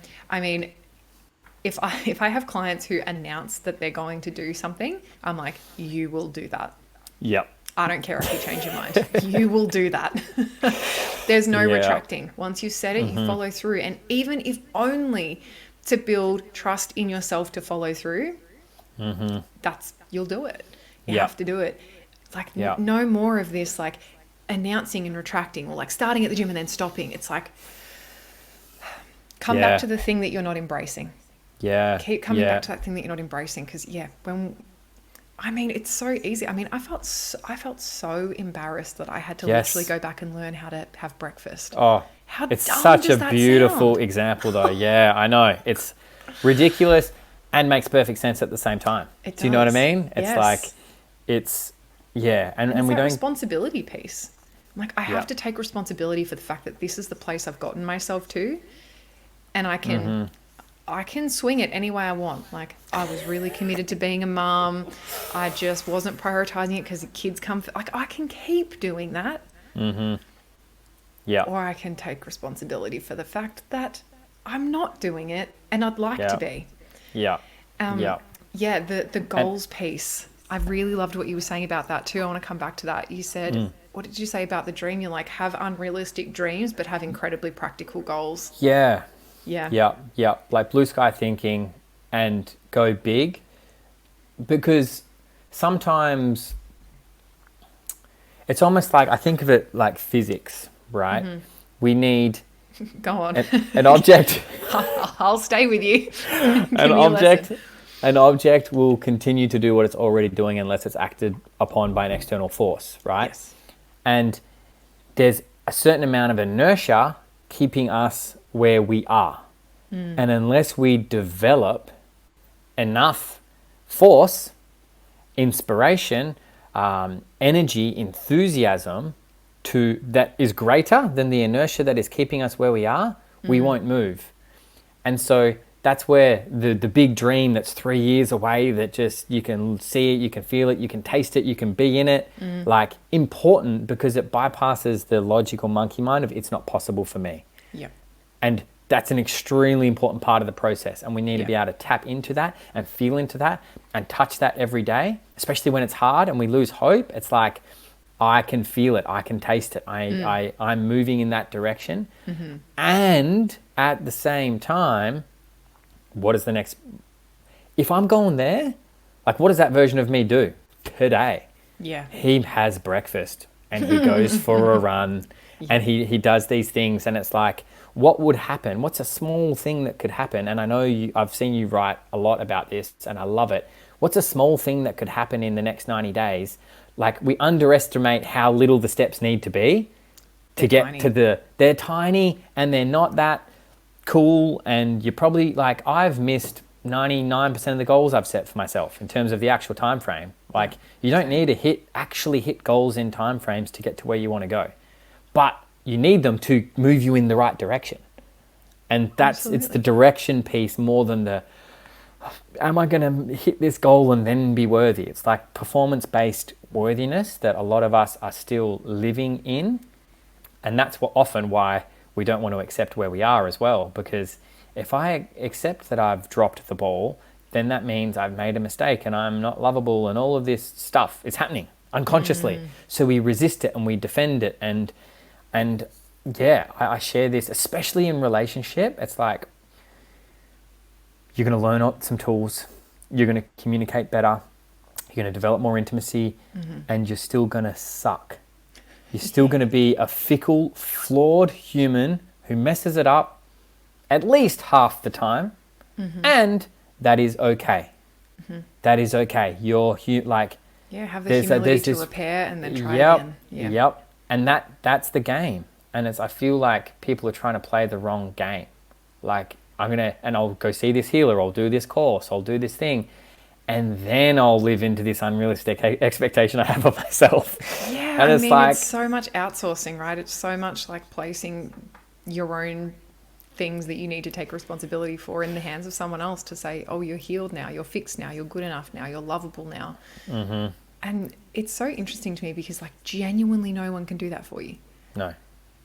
No one can love you into worthiness. No, it's that self-realization, and it's marrying the, like, acceptance of flaws. It's like, I fully accept where I'm at, I am grateful for where I'm at, and I want different, right? And I want to do better, I want to be better, I want to, like, both of those are okay, and both of those can coexist. Whereas we think, unless I hate myself, I'm not going to do the thing that I need to do to get better. It's like, well, maybe, but that's going to get tiring, right? Yes. It's like I can accept where I'm at, and you see it all the time, like the Gogginses and all these people that do gnarly shit. It's like, cool, amazing, and it's like, what's your fuel source, right? And that pain, most humans don't move until they're in enough pain. That's just the way it is. And we get to choose how much pain that is. Like, when I can feel, when my partner is complaining that I'm not available, like, that hurts. So I'm going to get defensive. But do I just wait until that pain is a divorce before I go and do something about it? Or do I just, okay, something needs to be done here. Okay, I'm going to find some help and let inspiration be a little bit of a fuel source. Whereas if it's just pain and reactivity, it'll get you moving, but it won't keep you moving once you get rid of a little bit of the pain. You're like, oh, I'm in less pain than I was a month ago. I'm going to chill. I don't need the million anymore. I can pay my rent. You know what I mean? We're not fighting as much. It's all good. I'll stop doing those practices that got me there. And so it's like just checking with the fuel source that you're using, and not judging pain as a fuel source. Beautiful. Amazing. It'll get you going. But there needs to be we need to become hybrid vehicles. Yes. Use a little bit of pain, a little bit of something else that's more a bit intrinsically motivated. Yes. So I want to know about that. So I actually asked this question on my Instagram stories only a few weeks ago. I was like, do you think humans are born driven? Like, are we driven? Are we collectively driven? Do you think some people are more driven than other people? I'm instantly thinking of Goggins. Yeah. Right, who is clearly a very motivated individual from some fuel source, which sounds a lot like it's pain. I did read his book a few years ago, and he's one, as he would say, hard motherfucker. Yeah. And he is. And, you know, he just speaks about basically just do it, essentially, is his motivation. Just do it, just move. What is different about him and most other people? And I know that we both see a lot of this firsthand. Like, I'm an incredibly driven human being. Like, I will move always. I will just keep moving. I would say I don't move from pain right now. When I first began my business, I definitely moved from pain. I needed to get out of my circumstances, and I was willing to take responsibility and generate a way out. So it was pain, but it was also for a different life. You know, there was it was part pain, part like genuinely motivated to change my circumstances. Now I move from creativity. Like, I want to move because there's a desire, there's an interest. I'm hungry. I like experiencing new things. I I'm interested to see how I go. I'm just Yeah. like, where do you think that comes from? Like, do you think people are driven is ultimately my question. Yeah, such a good question to ruminate on. Well, if you look at Goggins, right, there was a point in his life where he wasn't motivated. Yeah. So it's not intrinsic. If that's the study of one that we're looking at, not intrinsic. A control right? group of one. Yeah. I like it. Then I don't know this, but I would say there would be, just like I would say there might be some genetic predisposition to it. Before having children, I was way more on the side of it's all nurture. Yeah, a little bit of nature, but it's all nurture. And then just seeing what they come into this world with, it's like, you had that before you got here. Like, I'm like, oh, there's more to the nature side of things. So I wouldn't be surprised if there is some genetic predisposition to it. And My twins are the greatest example of this.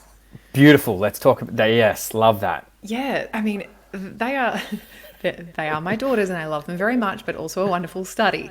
So really, really great because, you know, often we practice this little thing, you know, one of the things I love about you the most is, and, you know, then I just list a whole bunch of things that I love about them. And I always tell Billy, I love that you just want to try stuff. You just want to do everything. I'm like, oh, OzTag's starting. She's like, I'll play. What about there's like a hockey thing after school? Yeah, I want to play hockey. What about some athletics? Love athletics. When can I do swimming? Like, she wants to try everything. Doesn't care if she's a beginner, doesn't care how good she is, wants to try. She's motivated to just experience. Riley will say, and what's that? Can you show me a photo? Can you show me a video? What's it about? She's way more cautious. Now, these are twins. They've literally had the same in utero experience. They've breastfed together, they've slept together, they've been together, they've had their own experiences, of course, but largely they've been parented in a very similar manner with unconditional and absolute love. And they are incredibly different. She's full of trepidation. She's hesitant, she's cautious. She wants to know 800 things about something before saying maybe. Yep. And she sat on the sidelines, watched Billy play a whole season of OzTag, and she said, I might play next year. Maybe. Amazing. And I was like, isn't that so fascinating to observe that? So I definitely think there's some nature in it. Yeah. For sure. Yeah. And if you look at all the twin studies, it's, that's what that would suggest. And it's like, and then you also look at twin studies where the twins are separated. So there's for whatever reason, and then there's a different environment, and that has a drastic impact. Yes. Right? So it's like, it's both. And to me, it's like the lens I can offer to expand people's thinking around this topic would be, we've got our conditioning, right? And how we learn to cope, right? How the fight, flight, freeze, fawn response expresses in us depends on our environment and what works successfully, right? So I use the example of a bear attacking us in the woods, okay? Normally our first response when there's a stressful thing is like, fight it. If we think we can win, if somebody comes up and is like, oi, and I think I can beat him in a fight, it's like, I'll fight you, because that's the fastest path to safety kind of thing, okay? We're not going to fight the bear. What am I going to do next, right? I'm probably going to try and run away from the bear. Yep. So that's the flee. Yep. So the fight, the flight. If the bear catches me, what am I going to do? I'm probably going to freeze and dissociate so I don't feel the agony of the bear doing what the bear's going to do, right? Yeah. And so we can dissociate. And then the fourth one is fawn, and that's where we like tend and befriend, where we just create connection with everybody in our environment, and that creates relative safety. That's less intrinsic as the first three, but they're kind of like the four options that I like to look at. How we develop, if I try to implement a fight response, for example, I had an older brother. For a long time, I tried to implement a fight response. Fight response didn't work very well. Got my ass kicked. Right? Yeah. He was bigger and stronger. And so I went to a different strategy to create safety and connection. And what we What'd you go to? I developed a very strong tandem befriend. Yeah, I was like, I'm picking it. I think you're fawned. I know the things and I can feel everybody, and I was a social chameleon and I was amazing at it, and it's a superpower, and that superpower has supported me in my business. Like that is the essence of my work. And when I did have it in checked and I did it automatically, I became a pushover in relationship, didn't express my needs and all of these things. And so it's like, yeah, we get to keep the gifts and be consciously understand these things about ourselves. Going back to the original question, I would say someone who's a goer has access to more of a fight response when there is stress. If my strategy was dissociate and check out and numb out because there was no room for fight in my household, and I found safety and connection through food and the dopamine that it gave me, or through checking out, then that is where my patterning will tend to. I'll be less motivated kind of thing. And so that is a way for people to check in with. And often, if we are an unmotivated person who goes to that strategy, we will pedestal the fight response, right? And the overwork response. And because guess what our society rewards? That version of the stress response. The person who's completely dissociated, completely overworking because they don't feel safe in who they are, but they're doing the thing, that gets pedestaled. And the addict, right? The addict gets judged. And both of them are moving from wounds. Just some of the wounds had a more productive coping strategy in the eyes of society. And so, yeah, that's kind of the lens I look at. I'm learning so much about social media right now. Awesome. That's what I'm thinking about when you're talking. I'm like, this is social media. Yep. Before I go into that, I'm really seeing how this is related to that, the awareness, the judgment, and then if we go back into the freeze, the disassociation piece, it will go back into denial. Don't want to know about it. If we have more of a proclivity to go into the tend and befriend, maybe we'll probably like prove why it's completely fine and it's okay, and we'll seek out the people that will reinforce our decisions. And creates, so I've got 4 people that said that was okay, I'm safe again. Yes. And I mean, these are the people that will be like going to every Tom, Dick and Harry to get that validation and that approval for the way that they are. They get reaffirmed in what they already believe. They get that confirmation bias piece. Then they go straight back into safety, and then there's still no movement. Then you've got your fighters who are going to go into that place of like, just gonna move, and then it's going to not be sustainable, and they're going to go straight back into that loop of judgment and denial. Like you can really see, and I mean, obviously freeze, no one's bloody doing anything. I'm really seeing how that plays out. And it's almost what I'm hearing is to move actively, positively, and what's the word I'm looking for? Like really healthily, productively towards a goal that actually has to be coming from a place that's not a fucking stress response. And it's a coming from a place where there's an understanding of our stress response. Because again, day to day, it's going to be stressful. We're going to be in that. I don't even want to demonize the stress response as well. And like that, because that will, it's like, it's just that awareness piece. And it's what gets us going, but it's like why we fuck up, why we self-sabotage, why we overworked again and disregarded our relationship again, why we binge ate again, why we, however that looks for us, understanding that if and when it happens, because we will fall off, we will drift. It's not a matter of if. When we do, how much compassion we bring to that. And it's like, of course you binge ate again. That was your strategy for 15 years, and it's a strategy that served you in those times when you had no other strategy. That's how you are here. Its job was to have you survive, and you're here. Job done. Good job, body. Right? Like, oh, okay, and it is no longer serving me with what I want to create. So I love you, and we get to do better. Yeah, How this do is the we? very definition of just loops, patterns, Yep. Yep. repetition, Yep. people just Yep. kind of looping.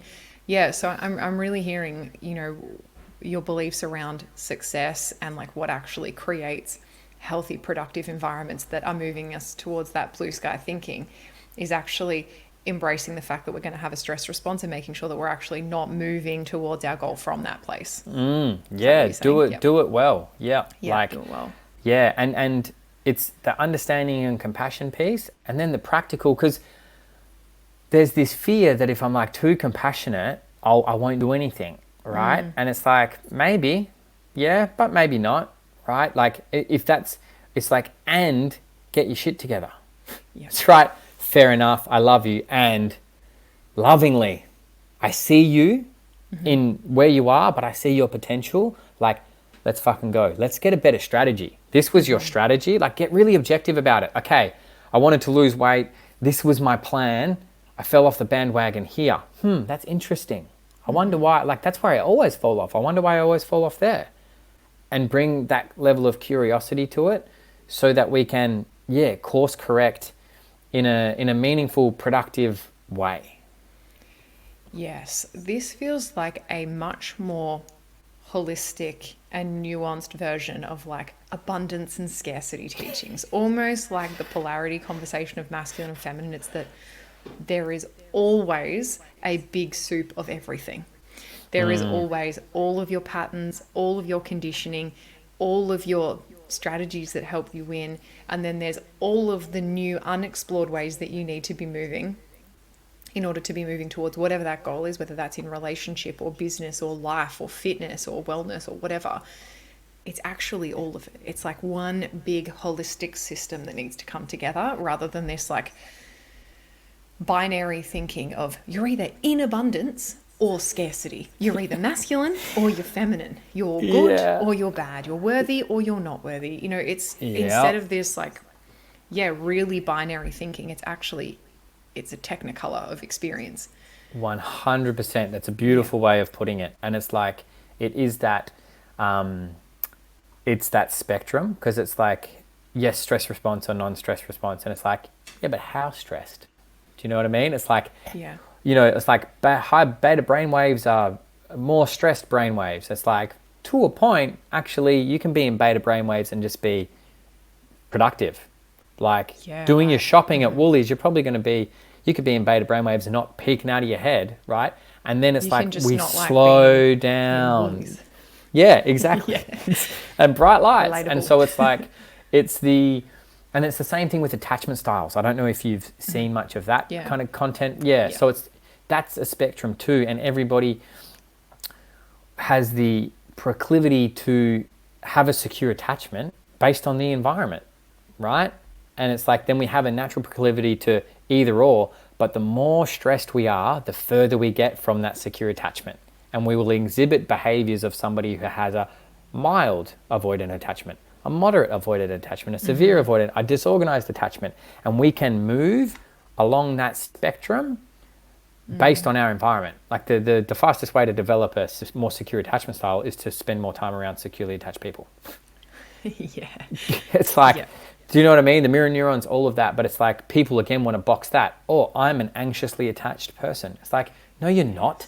It's like you're somebody who has had experiences that led to behaviors that exhibit what an anxious attachment style might look like. And in a certain circumstance, these behaviors come to the forefront, and they do for a very good reason, because those same behaviors kept you safe at some point. Do you know what I mean? This is what I love about, things like Jungian psychology, is that, we are the combination of everything just in different constitutions. And I really like that. I mean, I notice myself sometimes I can be anxiously attached. I mean, God, depends where I am in my cycle. Depends what kind of week I've had. Like, it depends, but like I am typically in a very, very stressful situation. I would be more avoidant than anxious.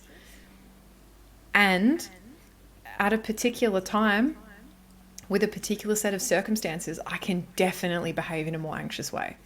Definitely.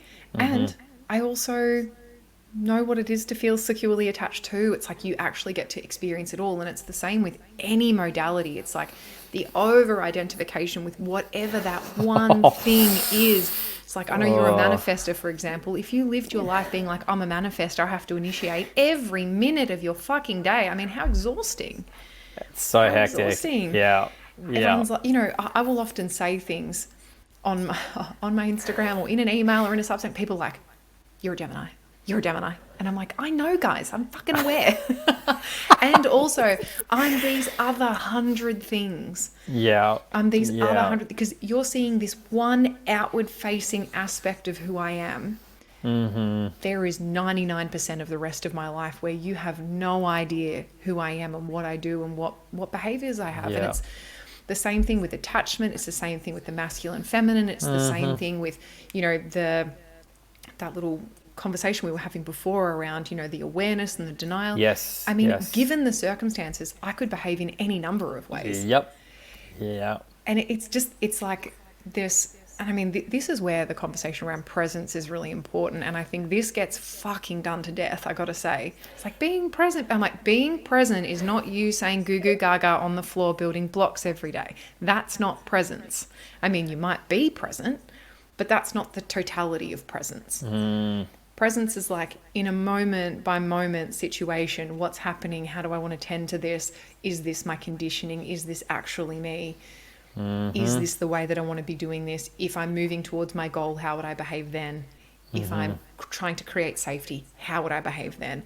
I mean, it's this moment by moment, responsiveness. And I don't even want to say assessment. It's not like you're analyzing every moment. It's like this responsiveness to your circumstances based on who you are and who you want to be. I think that's presence to me. I know I hear a lot of people, and I think especially again in motherhood spaces, it's like, I just want to be present with my children. I'm like, being present with your children is not living by the creek throwing rocks every day. There's a million and one opportunities to be present, and just because you decide to work or create or write or put the TV on while you're cooking dinner doesn't mean you're not being present. Yeah. And it's the narrative thing again. Yeah. And it's the ability to respond. I love that. Yeah. It's going back to the nervous system and brain. It's like for me, it's like, are we present and responding according to what's actually happening now? What, not based on the hypothetical future I've imagined up for the last 5 not minutes? based on all the many times Rory won't do this thing in the future, or Yes. or it's like he looked at me a certain way and that's the way Dad looked at Mum, and that freaked my unconscious out, and so I'm responding as a scared 4-year-old who was scared and did not know what love looked like. Do you know what I mean? It's like, Yes. that's presence to me. Am I here with what is? And that is we're not present often, to be fair, fully. But again, even that's a 100%. spectrum. So it's like, but yeah, that's like ability to respond based on what's actually happening here. It's and so it's simple, but it's like profound. It's simple but profound. Like if you amazing. can live like that, you're straight up. That's freedom. That's freedom. That's freedom of our automatic unconscious responses. To me, that's freedom. Everybody wants to feel free. It's like, that's what it is. It's not an amount of money, because you can earn bulk money and still be a slave to your unconscious reactions to your environment. Then you're not free. It's I'm like, going to throw myself under the bus here again.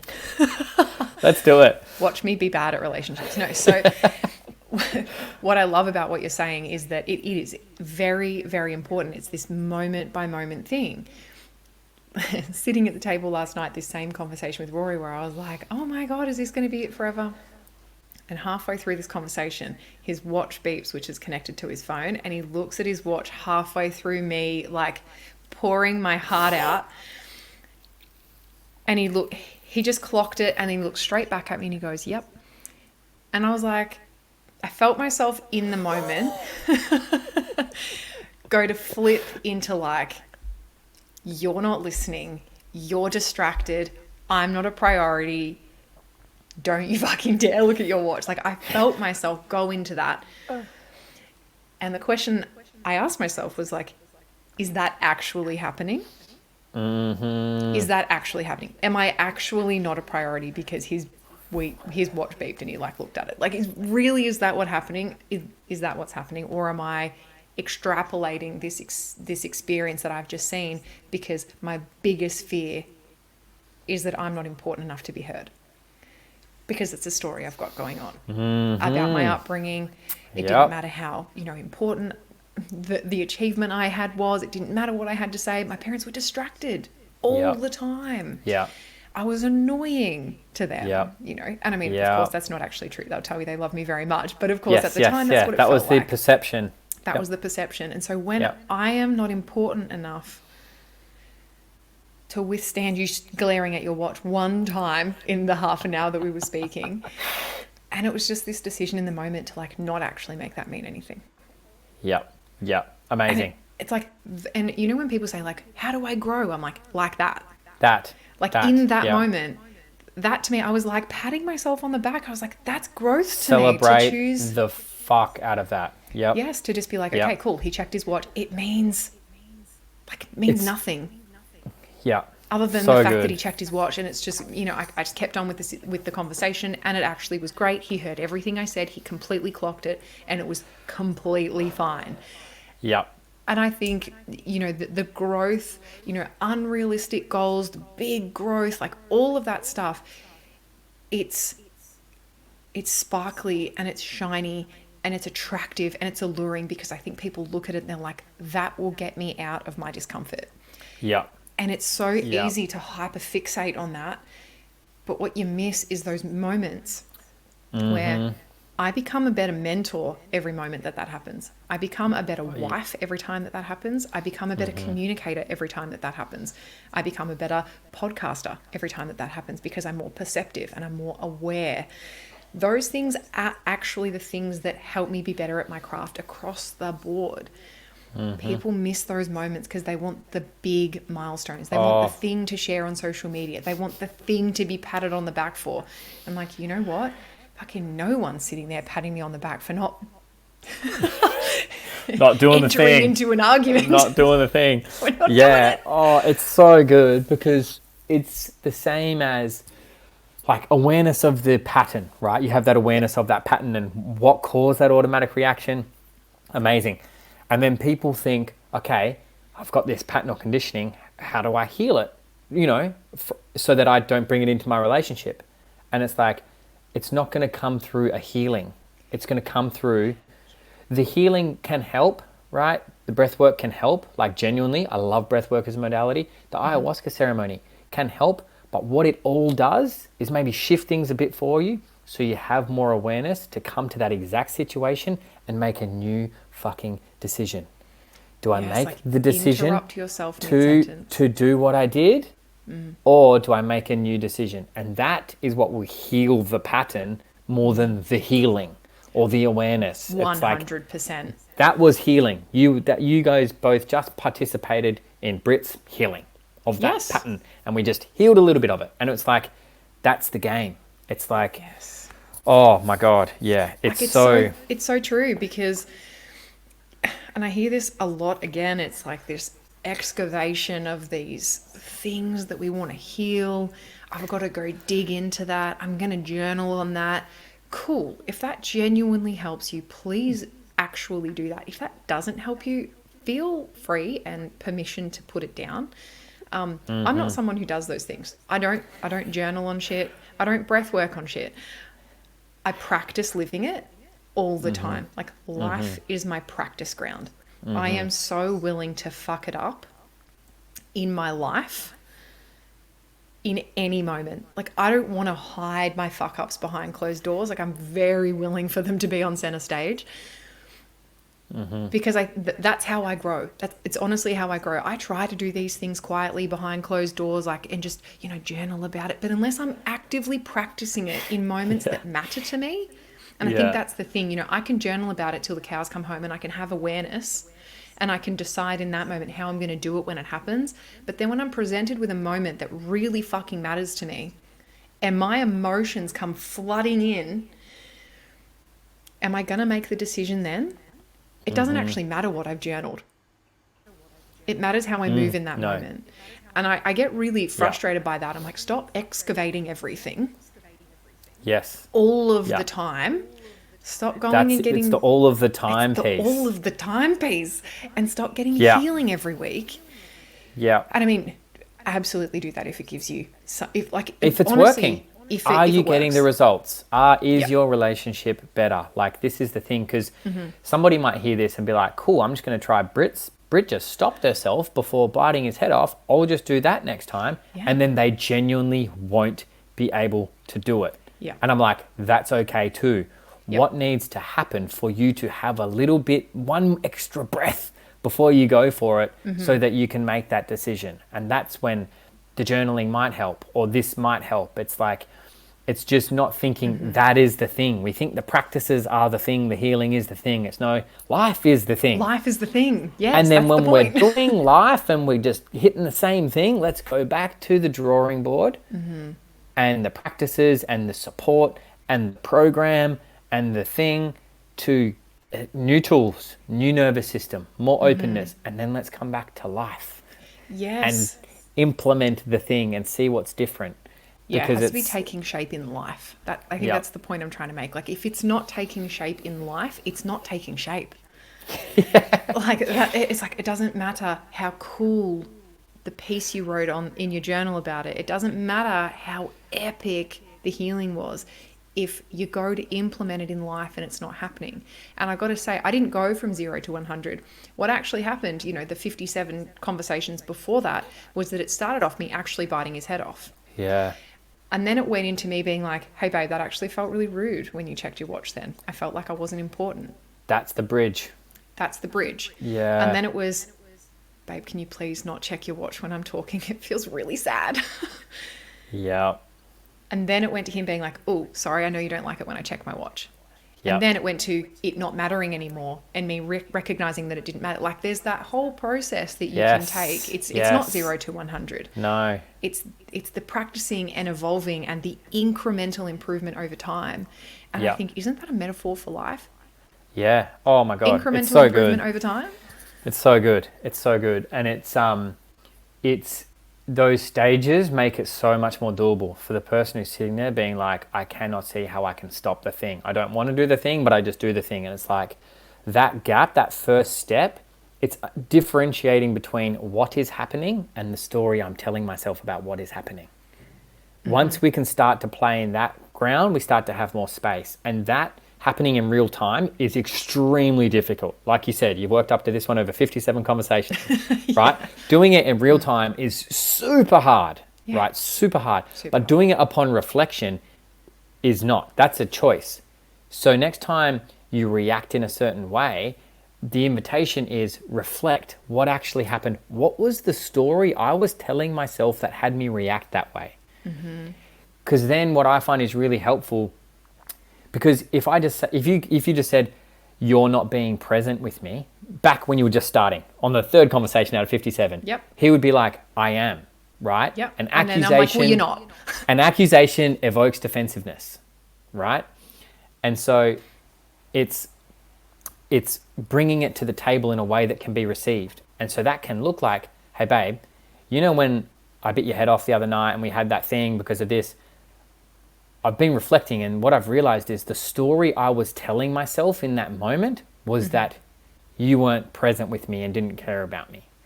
That's very different to you weren't present and didn't care about me, right? It's 100%. inviting more nuance, more space, less accusation, and space for both people's experience to be valid.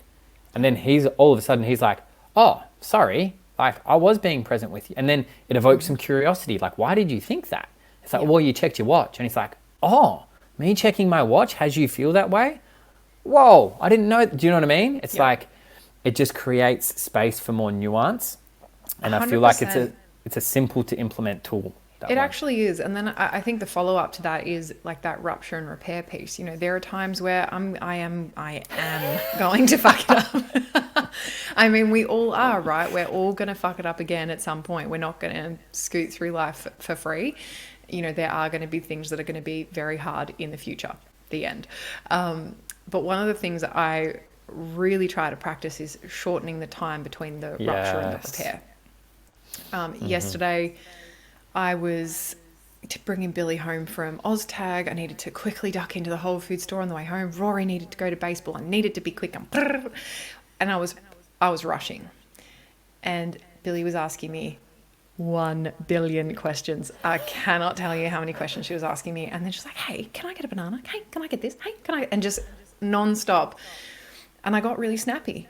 And I was like, Billy, trying to concentrate. I got really snappy. And I could just see her whole body got sad. Oh, yeah, just yeah. the whole body got sad. And I stormed around for probably the next 60 seconds. And I was like, that is not the way I want to do that. And it's really easy to like berate myself.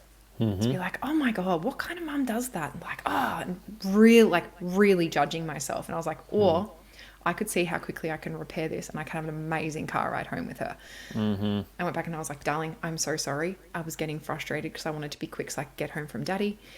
For daddy, I'm really sorry that I made you feel really sad. That was not okay to talk to you like that. And I'm really sorry. That wasn't about you. That was about me.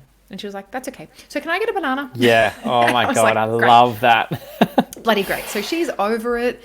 We have an amazing car ride home. We get home. Life is fine. Like, it's something I'm really practicing is like, instead of holding on to that rupture and going on all of those stories that I would normally tell myself about if I'm even a good parent, what that means about me, how annoying she was, like instead of really I'm like, how can I just like nip it in the bud, repair quicker, shorten the time frame between both, and like not just in my parenting, with Rory too. Yes. Like, yeah. Oh, how can I quickly turn this rupture around so that I'm not losing half a day being mad? yeah. Yeah. And it's so good. Like I bang on about that point in every single thing that I teach or do or run. Great. It's like we're playing the wrong game based on perfection and performance-based validation and gratification. The wrong game So as in we're trying not to rupture at all. Exactly. And it's an impossible game. That's not the game. You're all playing the wrong game. That's genius. And it's like, I'm playing the wrong game. I'm obviously in this category too. All humans are. But it's like, the game is exactly what you've just said. When I inevitably fuck it up because I'm a flawed human. Like, humans are amazing. Humans suck. Like, we're both. And we're gonna mess it up, right? And when I do, the game now is how quickly and gracefully can I repair and come back into connection? Because that's a game that I can win. That's a game that I can, that's like just like my running times are different every day and every run, right? So it's my repair times. Some days I'm on, and then if I'm really off, if my normal is 1 minute, right? And I, for 3 weeks, am taking half a day to repair. That's interesting feedback. Yeah. What's going on for me that's having me take so long to drop these things that I can normally drop? Am I really stressed? Am I drinking water and having breakfast? Yeah. And then sometimes it's like, Nana passed away 4 months ago and I haven't grieved that. Yeah. And I'm holding that. Or there's resentment that I haven't voiced, right? I'm actually, there's part of me that's really like, there's stuff that isn't processed. And I find that until we clean up the basics, it's harder to tell and be nuanced about when that's the case. Because if we haven't cleaned up the basics, really hormonally, we're all over the place, da-da-da-da-da. So it's like we need to start there, because then our feelings will be better feedback. If we're hormonally imbalanced, our feelings are not the best feedback for what's actually going on. We need some trustworthy data. Yep, exactly. Yeah. And so, this monitoring this repair piece and inviting curiosity to it, be like, whoa, why am I still holding that? That happened 2 days ago. What's going on there? That's interesting, right? And then so, it just allows for, like you say, good data. It's actually objective. It's actually accurate. It's like, we're actually learning the rules to play the right game, kind of thing. After the last few years, we know the importance of good data, don't we? We do. Yep. And we also, we know the fact that all models are wrong and some are useful. All of them are wrong. Correct. So just before we wrap up, I want to know what actually helps you get good data. Like, you personally, as a human being, what helps you ensure that you can be in the right space? Yep. Similar to yourself, like reflection. Sometimes I'll write and journal, sometimes I won't. Space. Like, Oh, and yeah. I don't just mean physical space, mental space. Like I can tend to, I'm quite the cerebral human and have had to work pretty hard to I relate. come into my body, right? So mental space, and for me that looks like breath work is good. A run is usually even better. Like space, mental space, and self-reflection, which started as structured self-reflection, as every night writing down what, like, do you know what I mean? That's where it Yes. started, and then And now it can just I be like, earned the right to be more fluid with it. It's like if you don't know the rules to the game, don't just start making up your own. Like Yep. if you're new to this kind of thing and that kind of structure works for you, go in on it. it's like following a recipe and then over time being able to tweak it because you get it. Yeah. Yeah. So there's that, and then when I'm stuck, it's having people to go to. Like I've got a few guys in my life that I'm like, yo, this is where I'm at. This is my projection. This is what I'm thinking about, Kat. This is the story I'm telling. Any of it valid? What are your thoughts? And it's not like their answers are right, but it's more accurate board. feedback. Yep, sounding Yeah. board. And that might, like, I'm lucky I've got very intelligent humans in my corner, but it's like if I didn't, that would be a therapist, right? Yeah. It's like having that space is just so necessary. So Have you it's, had to learn how to like lean in and reach out to people? oh is that- my God, Yeah, I was like, I'm just sensing Holy. that's been a whole thing too. What? Like this overachiever? No. Asking for help has been a natural tool of mine. No, it's still hard. And I think Yep. I went through a wave with this too. And I know we're wrapping up, but I'll Yeah, no, I'm finish here this for the train. wave. Yeah, cool. It was like becoming parents, right? I remember so clearly the distinct realization of how hard it was for me to receive support when it was being offered. We'll cook you a meal. We'll do this thing. And I was deflecting it. I was like, nah, I work from home and I'm not even really working for the next 2 months. I got it. We're good.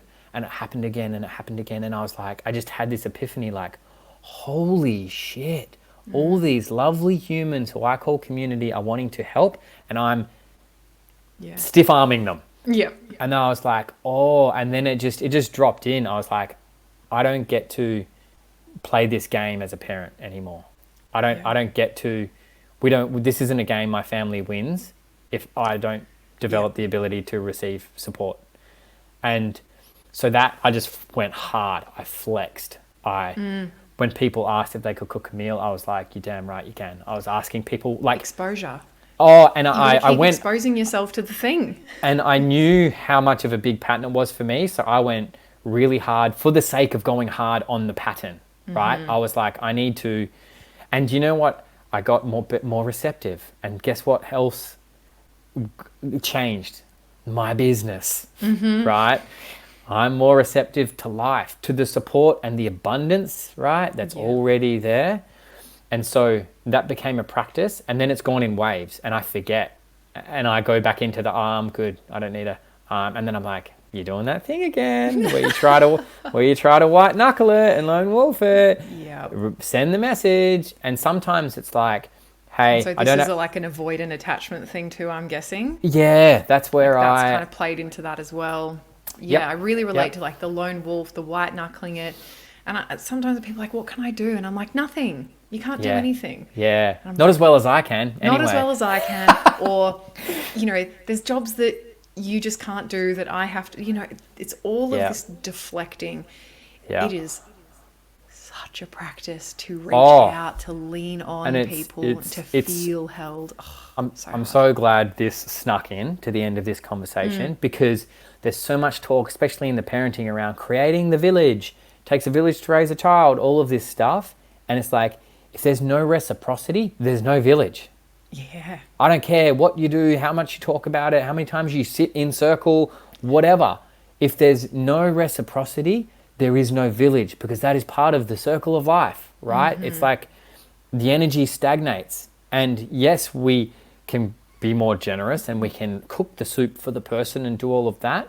But I find it's harder to accept the soup without so much feeling a bit harder. guilty about it because they've got 2 kids. how can I ask them to do that thing? Yes, this And is it's always like, my argument with the village. I'm like, you know why not that many villages exist? Because everyone's fucked in the village. Everyone's tired. everyone's cooked, and it's like, They're all cooked because we've all been doing it for so long, and it's so hard to like turn that ship around when everyone is like, well, we're in our structure now.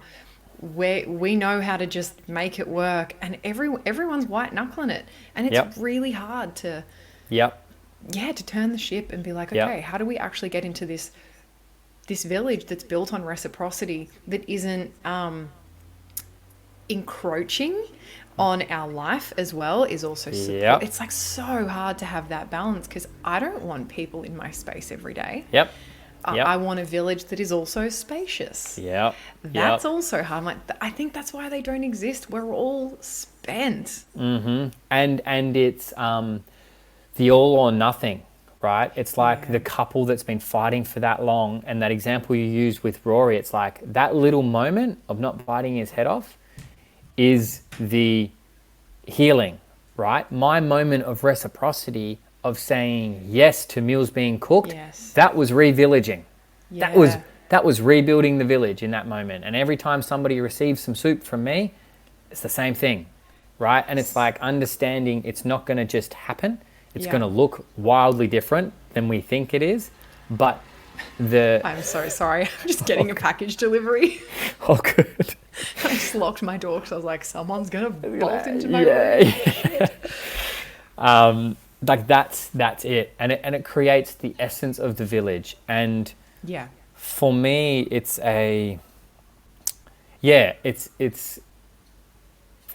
also like a measure of like abundance. Like I feel abundantly connected to a lot of people because I have given time and received time. I have asked for help. I have had men come to my house and help me garden before a rent inspection. I have been, do you know what I mean? It's like, it's all these things build the fabric of a village. It's not just going to be like nothing and then like, hey, the village is back. Do you know what I mean? 100%. There is a village right now. It just might be a 10%. It's village. Not just me not losing my shit at Rory for checking his watch. It's like the 57 conversations in the lead up to that. It's the same. That was with all the village.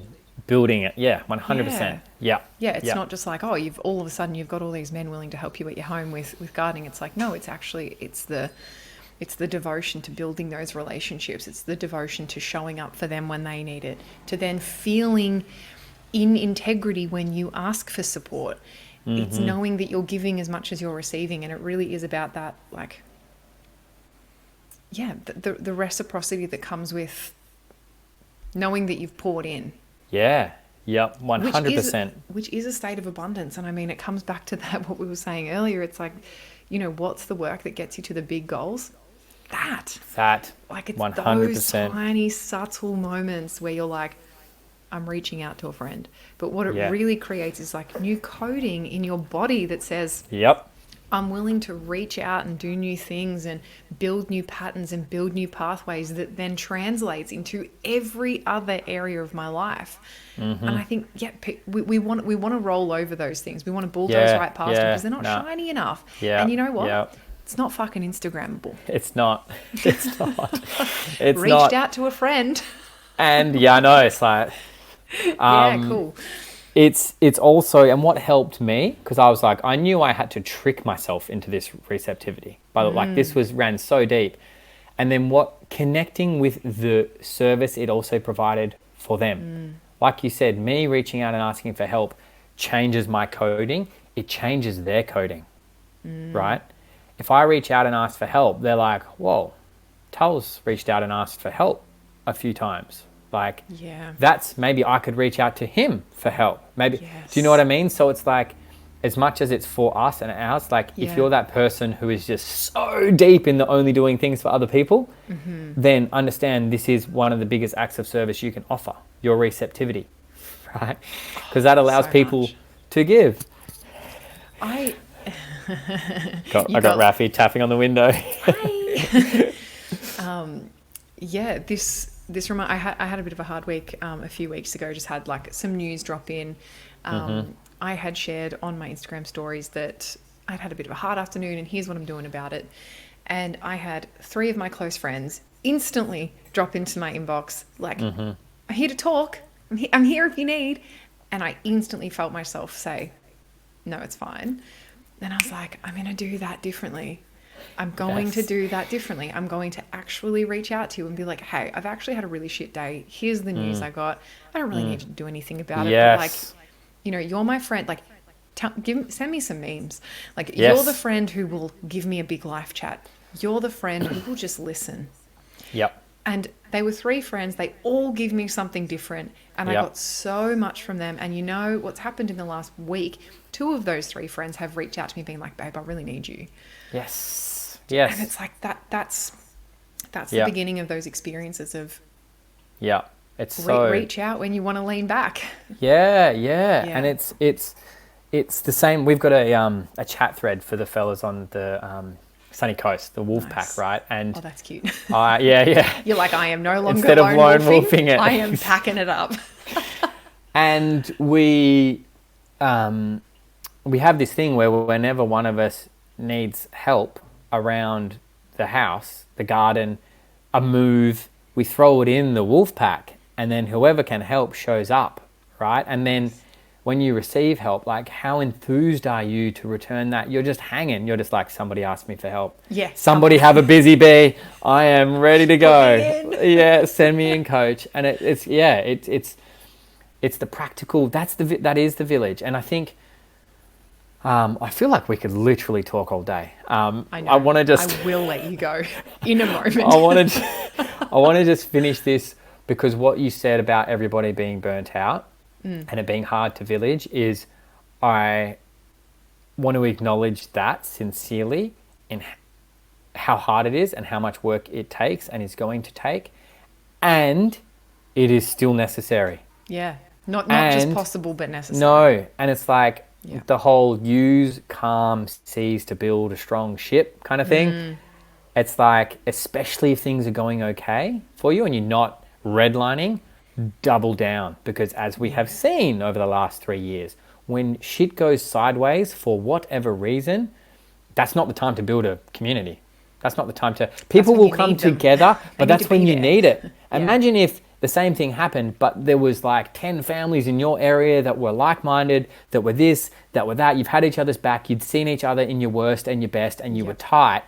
You would not be affected by these external events nearly as much. It would not be nearly as scary. And I feel like... This is why we've seen suicide rates go through the roof. Alcoholism and drug abuse go through the roof over the last few years. People are alone. And they're sad. And they're not villaged up. And they're not communitied. They're alone. And, you know, I remember reading this thing, and it was about, you know, like the top 10 things that these like 80-year-olds in these homes that they wished they did differently. And almost unanimously, they said, I wish that I knew I wasn't in a rush. And I watch all these people. I'm like, I feel attacked. Accurate though. No, I really loved it. And I've actually I'm like taking it under advisement.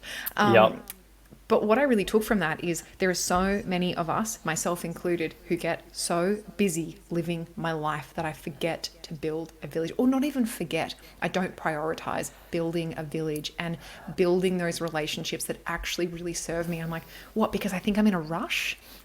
I'm in a rush to do the same shit I do every day, like as a mom. I'm in a rush to... Where am I going? Where am I rushing to? Really fast. I'm like, fuck am I going to do when I'm 45 or 55? I'm still doing things, still have time. And I think it's just that piece, you know, we really double down on like, this is the year of exponential everything. Forever, actually. Forever, for the next 10 years of it. Yes, my word for the year is exponential. No. But it's so true. I mean, we're all so busy. We're all in a rush constantly. And I always think about the wisdom that people who are not me, who have lived far beyond me in their 80s and 90s, are saying, I wish I knew I wasn't in a rush. Like if I am double the age I am today, I'm 64 and I've still got life left to live. I have so much time. And when I think about that, it reminds me of how much more could be happening to like really like nurture a village into form. Yeah, 100%. And it's it's the rush thing, and then that goes back to the stress response thing and how that's showing up. And it's like, well, of course you're in a rush. Like, so it all makes perfect sense. We're all in a rush all the time. Yep. And it's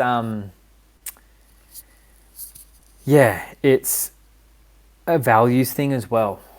Some people, connection and community is a higher value. So we can be like, True. whoa, all these people are building this community. Should I? I should be building a community. And it's like, if we don't naturally do it without reminding, it's probably not a super high value. Maybe creative expression is a higher value. Maybe my nuclear family is a higher value. And it's like, so it's not wronging the fact that I'm not putting energy into it. And just like if money's not a high value, doesn't mean we don't need to sort our money shit out. We still need financial literacy. It's like, cool, we still need a fucking village, right? Because your village will support your creative process. Your village will support your family. Your village will support all of the things that you value highly. And until we can see that and link that, then we will resist giving the energy to building the village, because we're like, unconsciously, we're like, how is this serving me in my highest values? Oh, it's not, because I can't see it. But it's like, it is, and it especially will be when shit goes south, whenever that happens next. Yeah, and I think that's an important question to ask yourself too. It's not just what do I value, but like what would I need if shit hit the fan? What would I want to be there if shit hit the fan? And can I deposit some energy into that too? Yep. Is Kat more extroverted than you?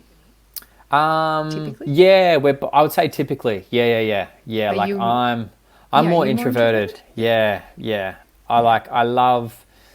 I can't go into my box too far. Like just solo tail all the time is not ideal, but I can resort to that a bit of avoidant kind of thing showing up.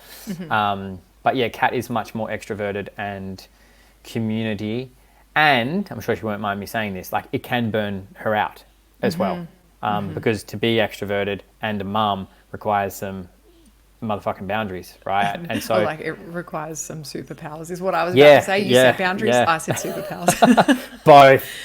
Because Rory and I are both, it's really, really funny. Like he is way more extroverted than me. Yes. Which is so funny because no one would ever pick that, I don't think. I'm very introverted. I don't need a lot of social interaction, and I'm just thinking about those values things because it could be one of those, like the community aspect. I'm like, I get really burnt out with a lot of social connection. I think my job is very social too. I communicate a lot in my work. Yes. And when I'm not working, I don't want to be communicating. Yep. I want to be doing the exact opposite. Yep. And I want to be silent and alone. And and then I also think about what would I value if life was hard? Yes. What would I value if I really needed to be loved? And it's like, community, it has to form a part of values somewhere, even if it doesn't feel like it's my top values now in this I'm perfectly fine moment. Yes. Yeah. 100%. And it's deciding what it gets to look like. Like the village for you might be those 3 friends. Yeah. And you just go deep on it, right? The village for somebody more extroverted is like needing 20 or plus. Do you know what I mean? Like so it's anxiety. I know. Well, I like live with my wife, and I know it's Rory's WeChat. Yeah. Is that not enough?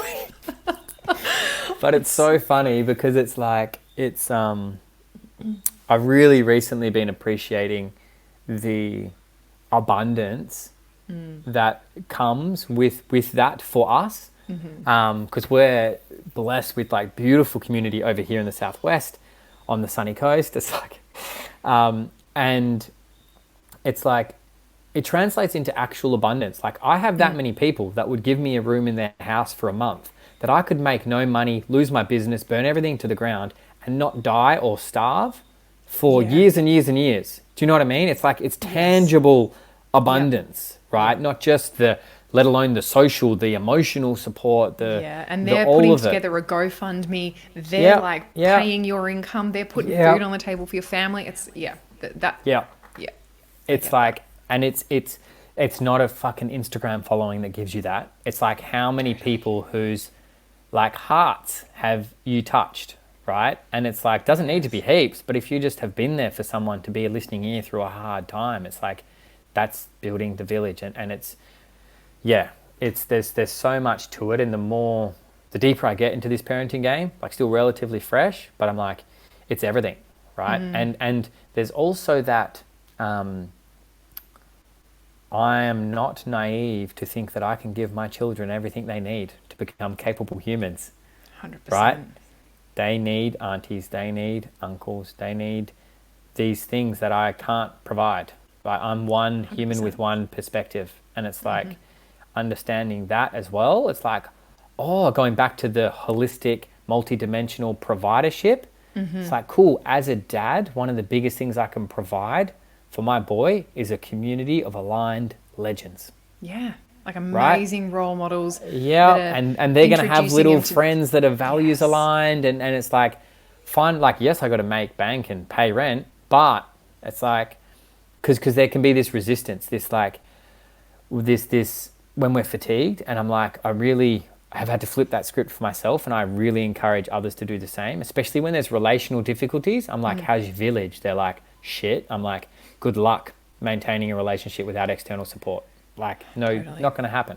It's like So that it's- judgment-free space where you can be like, things are really hard, things are fucked, and they're not making it mean, oh my God, Brit's marriage is going down the toilet. They're like, I hear what you're saying, and what I'm really hearing is that this moment is hard. Yep. You know, they're not extrapolating anything from it. They're not making things up that they're not hearing. They're not going away and judging you for the things that you find challenging. They're genuine people that hear what you're saying, and they don't make it mean anything. They're like, yeah, I really get you. I really hear that. Yeah. Yeah, I think that's a whole different thing 100%. too. Well, this is 2.5 hours of your life you're never getting back. So I'm so grateful. Thank you so much for coming on. We'll link up all the places where people can come and hang.